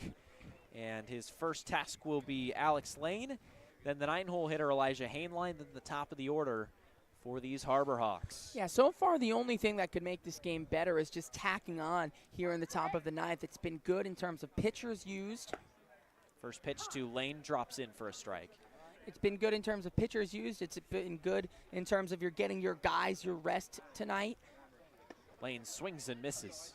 And just to be able to get out to a little bit bigger of a lead here could just extend the confidence in the pitching going into the bottom of the 9th, and just if maybe even Obi could come out and conserve an arm for one more inning. 0-2 is a fastball that misses down and away. First fastball Lane has seen. I think the question is, if you want to bring Obi back out, is whether or not you want to how quickly do you want to reuse him again? Swing and a miss, off-speed pitch away. Great pitch, had Lane tied up in knots, and there's one away. And yeah, with the playoffs coming up, that is a conversation that you're going to be having on the bench, because the way he's been pitching tonight, how couldn't you want him in every single appearance you could possibly get him in? So there is discussion to be had. He's got a really strong 2 innings here today. We'll see how it looks in the bottom of the 9th. First pitch to Hainline, inside out down the right field line. It is dropping just foul. Hall, the right fielder, gave chase back towards the right field corner. Hainline was not running down the bag, down the first baseline, but saw it slicing. So he's behind in the count, no balls and a strike. Moore comes in with a funky delivery. It starts out pretty normal with a high leg kick, but then he kind of punches over a couple of times as Hainline with a soft line drive into left center field that finds the outfield grass. And a base hit with 1 out, and he sets the table for the top of the lineup. Exactly what you need to have happen there. Get Hainline aboard now to bring up Zach Earhart to have an opportunity. Talk about get a couple more runs. If you just get 1 more to make it a 3-run ball game would be huge. First pitch to Earhart. He squares to bunt. What else would he do except bunt? But he gets it just foul up the third base line. And he's behind in the count 0-1. Great bunt by Earhart that just was in the grass and started to trick a little over the chalk that has somewhat been kicked up here already today. Earhart, one of the best bunters that we've seen. Able to place it wherever he wants. Runner at first is Hainline with good speed. Stolen 2 bags today. 0-1 on the way. Pop foul behind the Falmouth dugout. Moore's stretch is a little bit on the longer side. It takes a bit because he still employs that high leg kick. But Hainline has not took off yet. With 1 out and a 2-run lead, you might consider sending him to try and put a runner in scoring position. Now an inside out flipped to right center field. Earhart has a base hit. Hainline stays at second. He was trying to make sure that it was going to find the grass before moving up and not be caught. So there's runners at first and second after a pair of 1-out singles, and that will bring up Trey Lipsy. Don't be shocked if you see a bunt put down here by Trey Lipsy, especially with 2 on, and you have a big hitter in Brandon Ike behind Lipsy, and with Lipsy's speed, he could make a really strong case to beat it down the line if he wants to. Clemens, the third baseman, is playing decently far back, not quite on the grass. Double steal is on. Throw goes to second. The throw is perfectly in time to get Zach Earhart trying to take second. So there's 2 away in the inning, but on the play, Hainline steals third, his 3rd stolen base of the game.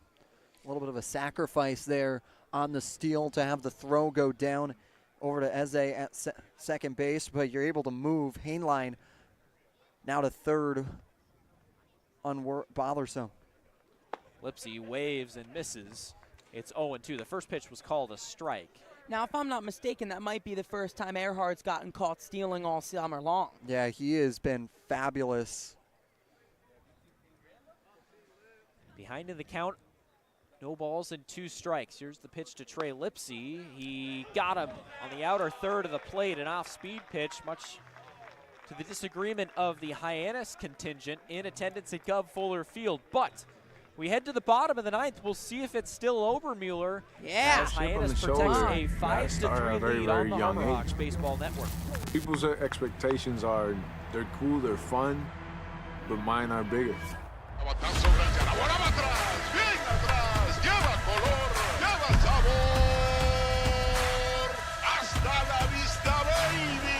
When you play in New York, they want to see winners. It doesn't matter if it's a Monday or a Friday or a Saturday. You got to come with it, or those fans will let you know. Pick one thing from me, pick one other thing from another player, make it your own, determine who you want to be. What motivates me is the unknown. You know, how good can I be? You get away from the lights, you get away from the camera. Mientras más presente yo esté en la caja de batería, más éxito tengo. Man, how can you not keep it fun, man? This is a kid's game. If you could go back and tell 10-year-old Francisco one thing, what would it be? You're a bad mother. Hyannis looking to wrap up the number 2 seed in the West, currently protecting a 5-3 lead over the Falmouth Commodores. And they're sending out J.B. Middleton to try and win this game. J.B. Middleton, Yazoo City, Mississippi, attends the University of Southern Mississippi. So 1.22 ERA. Has appeared 5 other games. This will be his 6th. Has 1 save, has pitched 7 1/3. Last appearance was at Dunkin' Donuts Park on the 26th, where he went an inning and a third pitched, struck out 2 through 4 batters faced. Rest of his ledger with all zeros in that 1-hit game. Hyannis pitching staff was able to put a gem on. And if Middleton can wrap this up in quick succession, set these hitters down in order, a Case Obermuller-Middleton firing line out of the bullpen to close games out would not be one that I'd be surprised to see in the playoffs. They've been really dominant, all 3 of them, all season long, and this is one that they could have been testing out here tonight. This could have been a written plan, and this game having gone to plan, this might be what you see in the playoffs upcoming. So here's Luke Heyman to lead off the inning, and he fouls it straight back. Middleton, a tall right-handed pitcher, standing at 6 foot. He's touched 97 occasionally this year, and there you see Heyman with a defensive swing on an off-speed pitch, just fouling it off to the right side, and he's quickly behind 0-2. Middleton quickly back on the rubber. Throws and just missed away. I've asked this on air multiple times, the name of the song that they just played, that your song. Shipping up to Boston. Yeah. So, and then 1-2 on the way. Grounded to the left side and foul off the railing of the Hyannis dugout. Middleton is facing a hitter in Heyman, who walked in the 7th, grounded into a fielder's choice in the 4th, and grounded out in the 3rd. And you look so offended by that, Irons. Come on, man. Middleton kicks and deals and misses low. It's even at 2. It's a staple. Yeah, Notre Dame staple, absolutely. Well, you didn't get mine. I fought the long. Well, that's fair. Now look that one up, and I'll remember shipping up to Boston for you in exchange. 2-2 on the way. Missed high with a 93-mile-an-hour fastball, and the count is full. So 0-2 to 3-2. Just in case, on the off chance the same thing happens in the little time that we have left, including the playoffs. 3-2 on the way. He got him. Fastball on the inner third of the plate. Heyman jumped out of the way, but it caught the inner third of the plate, and there's one away.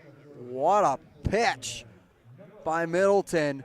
You thought it was firmly out of the zone. I thought it was going to go square on Heyman's thigh and juts right back in and cutting just enough to get the outer part of the zone. What a great pitch. Yeah, that's energy infusing too. We challenged him with the fastball on the inner half, and he won that battle right there. First pitch to Tab Tracy misses away. Tracy 1 for 3 with a single in the 5th. Infield shaded just a touch to the right. Swing and a miss. High fastball. Got him to chase above the letters. It's the shortstop Hainline played a couple of steps to his left. Count even at 1-1. Middleton, a long pause, finally gets his pitch and delivers. It's tapped foul off of Tab Tracy's foot, and he's going to take a walk. And now the strikeout of Heyman, the last batter, is the 11th of the day by this pitching staff. Really strong outing today for this pitching staff all around. 11 strikeouts, only 3 walks so far. They've been commanding the zone and doing a good job of it. It's been dominant for Hyannis, but even on the other side, Falmouth has pitched well. They haven't allowed an earned run yet today, as the 1-2 misses low, skips all the way to the backstop. Now through the 5-hole of Brody Donay, the catcher, just let that one trickle through between his legs. 2-2 on the way. Tracy swings out, strikes out swinging. 95-mile-an-hour fastball. Middleton ramping up the velo. Again, there's that challenge. Eyes eat first up high, and that's such a good strikeout pitch right there to be able to throw 95 miles an hour as well. These are outs that if you can't hear it on our mics over here, they're getting a real rouse out of the Hyannis contingent to our left, and that's exactly how that's got to be juicing up everybody in the dugout and on the field as well. Falmouth down to their final out, and an off-speed pitch misses away to Caleb Hall, who on the day singled in the 3rd, has struck out twice and flew out to lead off the game. Top of the order, 2 up, but he flies the 1-0 foul. 94 on the fastball. Infield shifted slightly to the left once again against the righty Hall. Middleton, the right-handed pitcher, throws, missed way up stairs for a ball. Not for Middleton, although he's been working for the fastball, already working a little bit of his off-speed pitches. And now this is an interesting spot for Eric Alexis to come out to talk to his hurler here and have a discussion about pitch selection as well. Thinking that maybe it could be with Bazzana lurking on deck, that they just want to get this out now. They don't want to have to face him with a runner on, because Bazzana with a home run already on the day would represent the tying run. So maybe just talking about sequencing here with the 2-1. Just don't let him get too far ahead here. Just maybe try and give him a pitch or two that he can swing at. So the mound meeting is over. Luxus departs back to the dugout. Donay back behind the plate. 2-1 the count. on the Commodores' leadoff hitter, Caleb Hall. The pitch up and in for a ball. 92-mile-an-hour fastball that forces Hall off a little bit. He's going to get a couple attaboys from the dugout right now that understands how big this at-bat is. 3-1 on the way, up and in. Missed with another fastball, and that will bring the tying run to the plate in a guy that has already homered tonight, Travis Bazana. Yeah, Bazana is the offense tonight. He's brought in all 3 runs, the aforementioned 2-run home run, as well as an RBI single back in the 3rd. First pitch, missed down with the slider. It's a big matchup, especially Bazana, the lefty, facing the righty, Middleton. Pitch on the way is just away. Good pitch from JB, but he's behind in the count, 2-0. Got to be really careful. With the amount of velocity that he has on his fastball, Bazana could get behind one, and he takes upstairs, and it's 3-0. This one's just all been upstairs fastballs here. Seeing if Bazana was going to go chasing him. 3-0 on the way, and he missed low, so a 4-pitch walk. And with 2 outs, that will push a runner into scoring position and put the winning run at the plate. It's Walker Yannick, who today is 0 for 4, now in his 5th at-bat, looking to come through for the Doors. The third baseman, Ike, is going to shade over to his right to guard the left field line against the righty Yannick, designated hitter today. First pitch, up and in, but a called strike, a fastball. 93 miles an hour. 0-1, 5-3 Harbor Hawks, looking to wrap up the number 2 seed. The pitch on the way, down and away with a slider. For Middleton's also got to be wary about wild pitches here as well. With 2 on, you could move the tying run into scoring position. Pitch that gets by Donay. 1-1, upstairs for a ball. There's a big hole on the right side of the infield between the second baseman Snow and the first baseman Lane. Hyannis playing Yannick to pull. Middleton has worked himself into a little bit of a jam with 2 outs. The pitch is just high. Missed with a fastball, and it's 3-1. And 91-mile-an-hour fastball that's high and off the plate.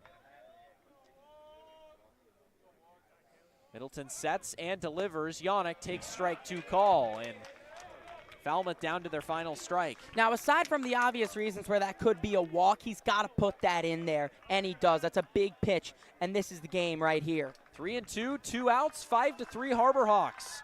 Middleton sets and delivers, and it is just outside.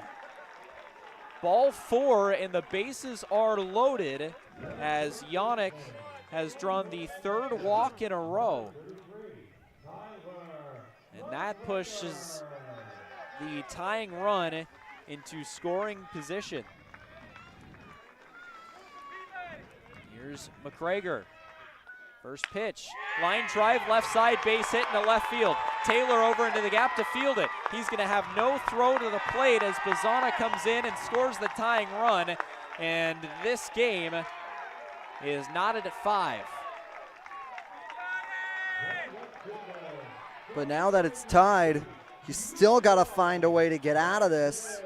It's a great piece by McGregor, working it down and into shallow left field, and Taylor, it's perfectly placed. Taylor can't get to it quick enough and up with it, especially with the speed of Bazana. And now Gavin Turley's going to come up, and Commodores looking to walk this thing off with Yannick at second base. Turley's seen the ball well, drawing 2 walks today, and now has a chance to win it. Infield in an overshift to the left. Here's the pitch. Drops in for a strike. These Falmouth fans, those still in attendance, banging their feet against the temporary bleachers behind the Commodores dugout down the first base line. 0-1 to Turley. The pitch. Foul back. No balls and 2 strikes. Their 7th hit of the game off the bat of Tyler McGregor. Ties the game at 5. And now the Commodores looking to win it. Swing and a miss though. High fastball struck him out. And Middleton, despite giving up the lead, has maintained the tie. And we will go to an extra inning here. Free baseball, 5-5 on the Harbor Hawks Baseball Network.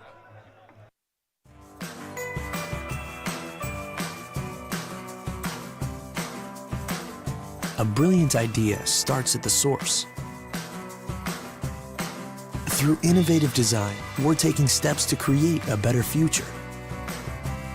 Now, the pure fresh taste of Dasani comes in a redesigned bottle, up to 30% made from plants, and as always, it's 100% recyclable. Plant bottle, designed to make a difference. This BBB seal is a badge of honor. It's a sign that this is a business you can trust.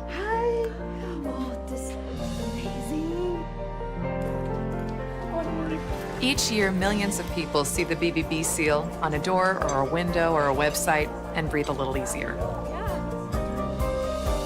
See the seal and know you've made the right choice. Find a business you can trust.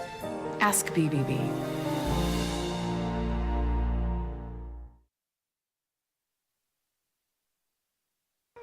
Welcome to the 10th inning. Hyannis was not expecting to be here, but Falmouth pushed across 2 runs in the top of the 9th thanks to a Tyler McGregor 2 RBI single that tied the game at 5. But now Hyannis will start with a runner at second, and luckily for them, Trey Lipsy was the man that made the final out of the 9th. He's got really good speed, and he will be the ghost runner at second. So we only play 1 extra inning here on the Cape.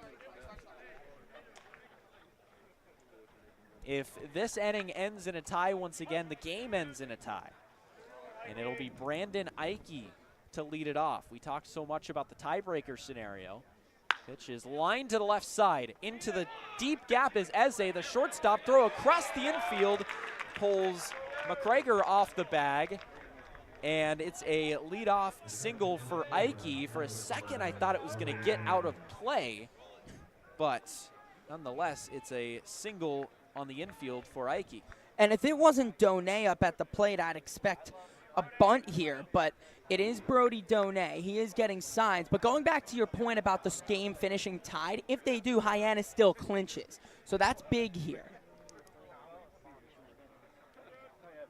First pitch to Brody, taken for a strike on the inner third of the plate.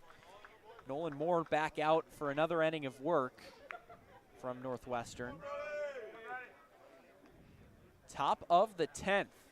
Entertaining back and forth game so far. Hyannis is tied for the first time since the first pitch as Brody fouls it back. And Brody was the man in the top of the first to put Hyannis on the board with a 2-run homer to straightaway center, but behind in the count 0-2 after the foul ball. Runner at first is Ike. The runner at second is Lipsy. 0-2 is taken, strike 3 call at the letters, and Donay does not agree with it. He got him with a fastball, and that is not a productive out for Donay, and that will bring up Will Taylor. And guess who has grabbed a bat on deck? It's Cam Smith looking to pinch hit for the designated hitter, Bennett Thompson. Now, could that suggest that maybe there's a bunt in the cards here to kind of just get 2 runners on for Smith? First pitch missed outside. I don't think so. I don't think with 2 outs, you'd prefer this situation. It doesn't make too big of a difference with 2 outs and runners at first and second versus 1 out with runners at second and third. Or the other way around, excuse me. The 1-0 misses outside. Infield shaded to the left, playing Taylor to pull. Second baseman Bazana holding Taylor, holding Lipsy on the second base bag. 2-0 to Taylor, drops in for a strike. Yeah, I just wanted to see one there. That's his approach here. Nice Jeter at bat from him so far. He's seen one now, and his next one he's probably going to want to jump on. 2 balls and a strike. The pitch from Moore missed high. And loading the bases for Cam Smith is not something that you want to do, especially in a clutch situation where Smith has come through all year long. Taylor with massive counted leverage, but he takes a strike. He's probably looking for a fastball. Saw a 72-mile-an-hour off-speed pitch drop in. Count is full. Runners at first and second, 1 out, top of the 10th, tied at 5. The pitch is a high fly ball to left, and it hooks foul. Oh, Taylor just crushed that, and it hooked foul. Yeah, that was the chance there. Now he's got to regroup, knowing he put a real good swing on it, and just go back and do it again. Another 3-2 on the way. Taylor swings and misses, strike 3. Moore got him with a fastball, and there's 2 away in the inning. Taylor just looking upstairs for, and it's a big strikeout for Moore. But now you have to attack Cam Smith as a pinch hitter. So now a meeting at the mound, perhaps talking about how to attack Smith. Eric Snow is the hitter on deck. I wouldn't be too surprised if they pitch around him. They have the open base at third. And wait just a minute, Snow has departed from the on-deck circle, and Zach York has taken his place. So the normal starters perhaps getting some pinch hit appearances tonight, as the first pitch to Smith drops in, and he didn't look like he agreed with the call. So 0-1. Nonetheless, just gotta be disciplined, gotta get this ball in play. Pitch up and away for a ball. Nolan Moore has done a great job coming in the 10th and the 9th, stranding these Harbor Hawks runners. 1-1 on the way. Smith takes a strike at the knees. And now Moore 1 strike away. One painfully difficult strike to get against Cam Smith, but 1 strike away from getting his team an opportunity to win it in the bottom of the 10th. Pitch on the way, 1-2, swing and a miss. Smith goes down swinging, and Moore is fired up as he walks off the mound. Falmouth has come all the way back from a 5-3 deficit and tied the game. Now the worst they can do is tie. Hyannis is going to have a new pitcher into the bottom of the 10th. Don't go anywhere on the Harbor Hawks Baseball Network. We all have obstacles, challenges at different points in life. I still push myself every single day, and the harder I push myself, the more I find myself drawn to wearing UFOs. The first time I put on a pair of UFOs, it was like someone released the pressure. It was so crazy. When you are recovered and can do more, that has a compounding effect on all aspects of your life. Stepping into a pair of UFOs, they're truly one of a kind. There's nothing like them. Best ever? Good question.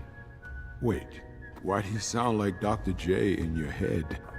I've always sounded like Dr. J in my head, which means Dr. J's outside voice sounds like my inside voice? Which Coke? The doc would know. He got the world to call him doctor without going to med school.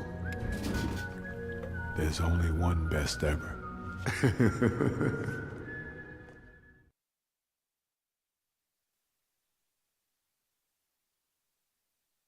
Evan Whitaker, the new pitcher for Hyannis. He's going to have to deal with a ghost runner at second in a tie game in the bottom of the 10th. Falmouth came all the way back from a 2-run deficit in the bottom of the 9th to tie it, and now a chance to walk it off. This is a big spot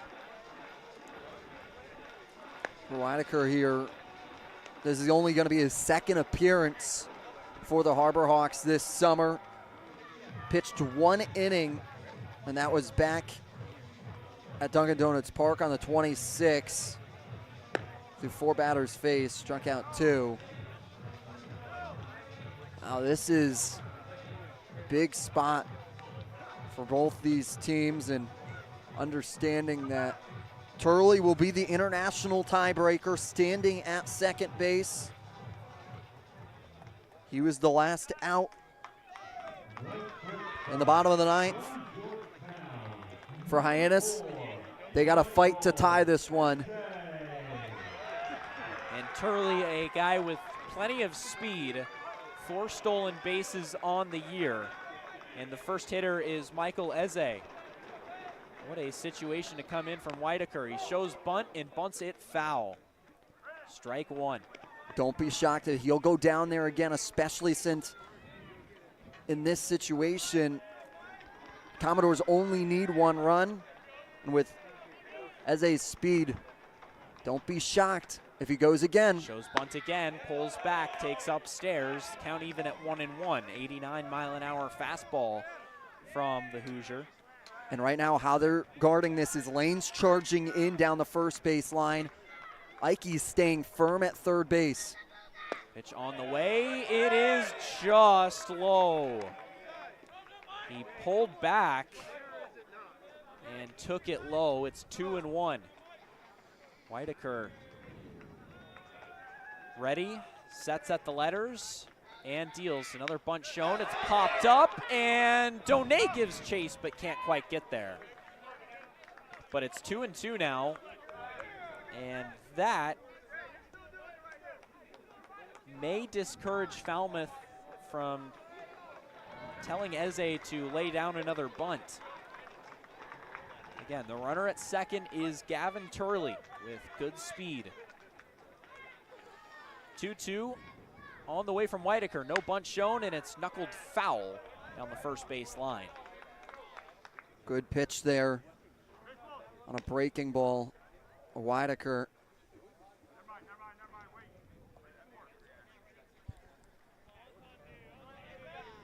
But now on a 2-2, just get a strikeout here, that would be huge. Eze a single in the 4th, a walk in the 2nd, but since then has not gotten a hit in 2 at-bats. 2-2 on the way from Whitaker, missed low with the curveball. 3-2. Yeah, it wouldn't be the worst thing in the world if you walk him. Yeah, he's been picky all game long, and this is a big pitch, regardless of whether or not you want him on first. 3-2, nobody out. Here's the pitch. Missed up and away for ball 4. Still not the worst thing in the world with the open base at first. That sets up a double play opportunity for Cade Clemens, excuse me. They will make a pitching change here. It'll be Nate Humphreys to come in from Dallas Baptist. The junior will pinch hit here for Cade Clemens. Hitting .223 on the year. Eric Luxus will make a trip to the mound. 2 home runs, 15 runs batted in for Humphreys in 27 games for the Commodores this year. Now in one of the bigger at-bats of the season. Yeah, they bring him in here to get the righty on lefty, as it was Clemens, the third baseman, is a righty batter, so they bring in Humphreys here. I've seen him a few times. Man, a nice center field for Falmouth, but now he's coming in a big spot.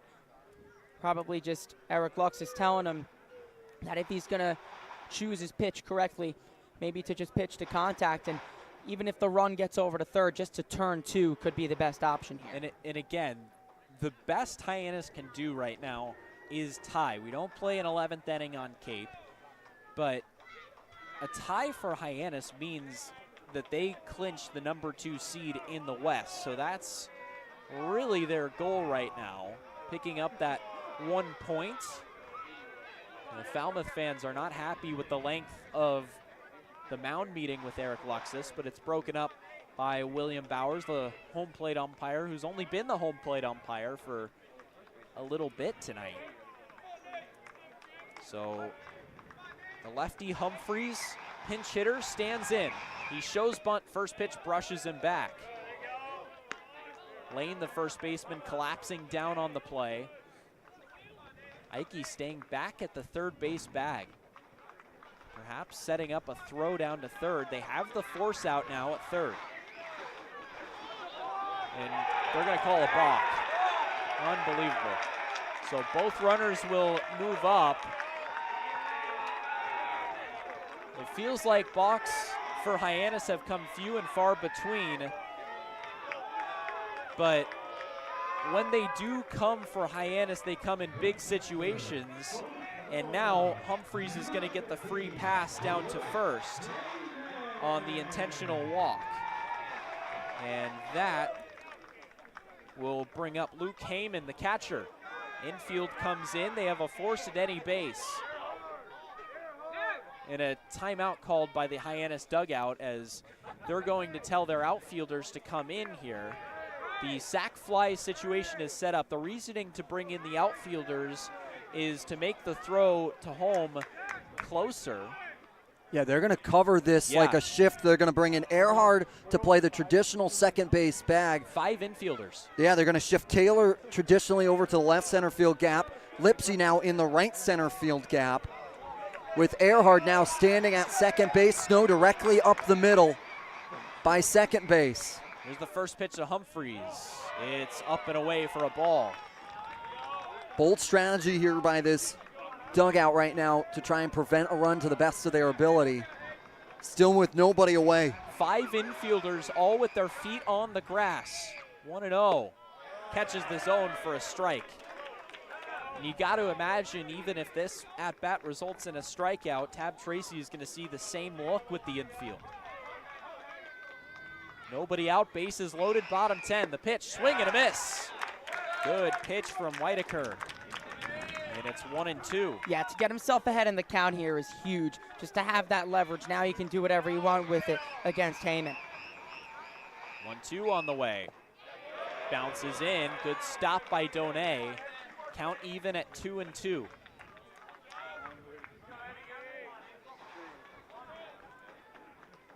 This Falmouth crowd has gotten loud. The pitch from Whitaker, fouled straight back. Still 2-2.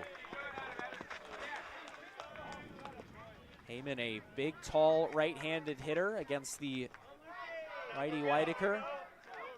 Slightly open stance. Rests his bat on the shoulder. The pitch bounces in. Another good block from Donay, but now the count runs full.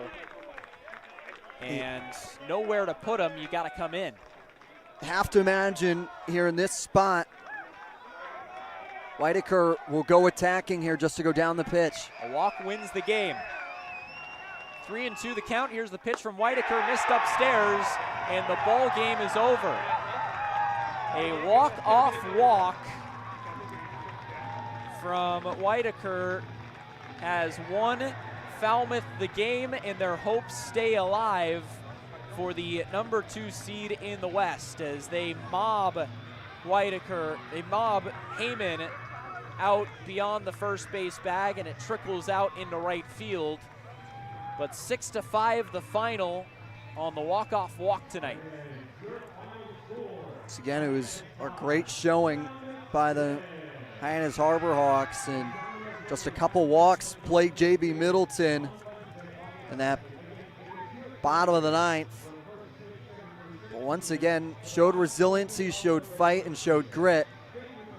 But that just means these next 2 games for the Harbor Hawks are going to have a little bit more meaning to them as they take on Wareham tomorrow in the last regular season home game, and then at Bourne on Wednesday before an off day Thursday before playoffs begin on Friday. But big implications for the rest of the games upcoming. Yeah, it just means that Hyannis just has to throw everybody out. They had a bit of a depleted team tonight. They wanted to make sure to rest the guys for the run-in for these next two and these last two division games against Wareham and Bourne. It just makes these last two important and all to play for. And Hyannis, despite the loss tonight, has to just bounce back tomorrow. Yeah, good effort with a lot of their best players getting the night off. And these Harbor Hawks, with a lot of their platoon bats in, came through tonight, scoring 5 runs on 6 hits. They did commit 2 errors, but Falmouth wins the game with 6 hits, 6 runs, 7 hits, and a whopping 5 errors, just one shy of the Cape Cod Baseball League season high.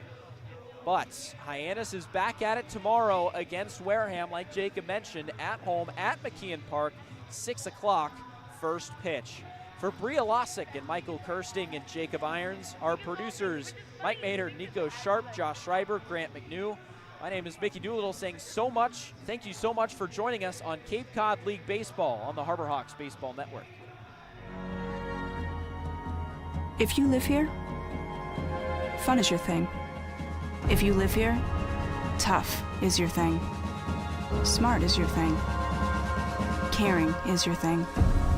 If you live in Massachusetts, community is your thing. Since 1972, the Massachusetts State Lottery has provided over $25 billion to help cities and towns with the things they need most. If you live here, giving is your thing.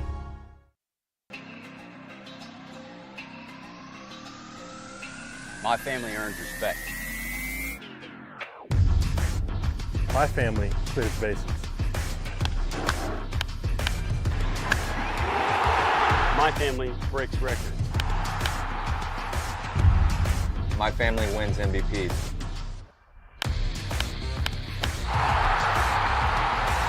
My family gives everything. My family makes history. My family wins championships. There's no family. There's no family. There's no family. There's no family like my family. Join the fam. Join the fam. Join the fam.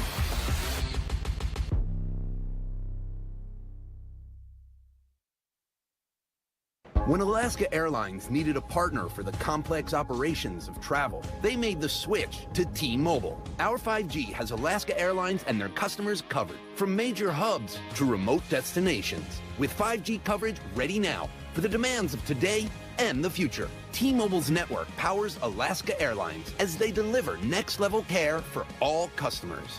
5G ready now. That's how unconventional thinking is better for business.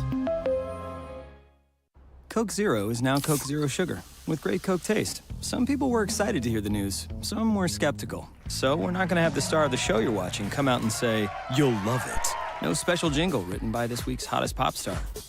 No famous internet celebs who happen to be holding the label just so. Okay, maybe just one little pour shot. The only thing that will make you believe Coke Zero Sugar has great Coke taste is trying it yourself. Ice cold Coke Zero Sugar. Try one today.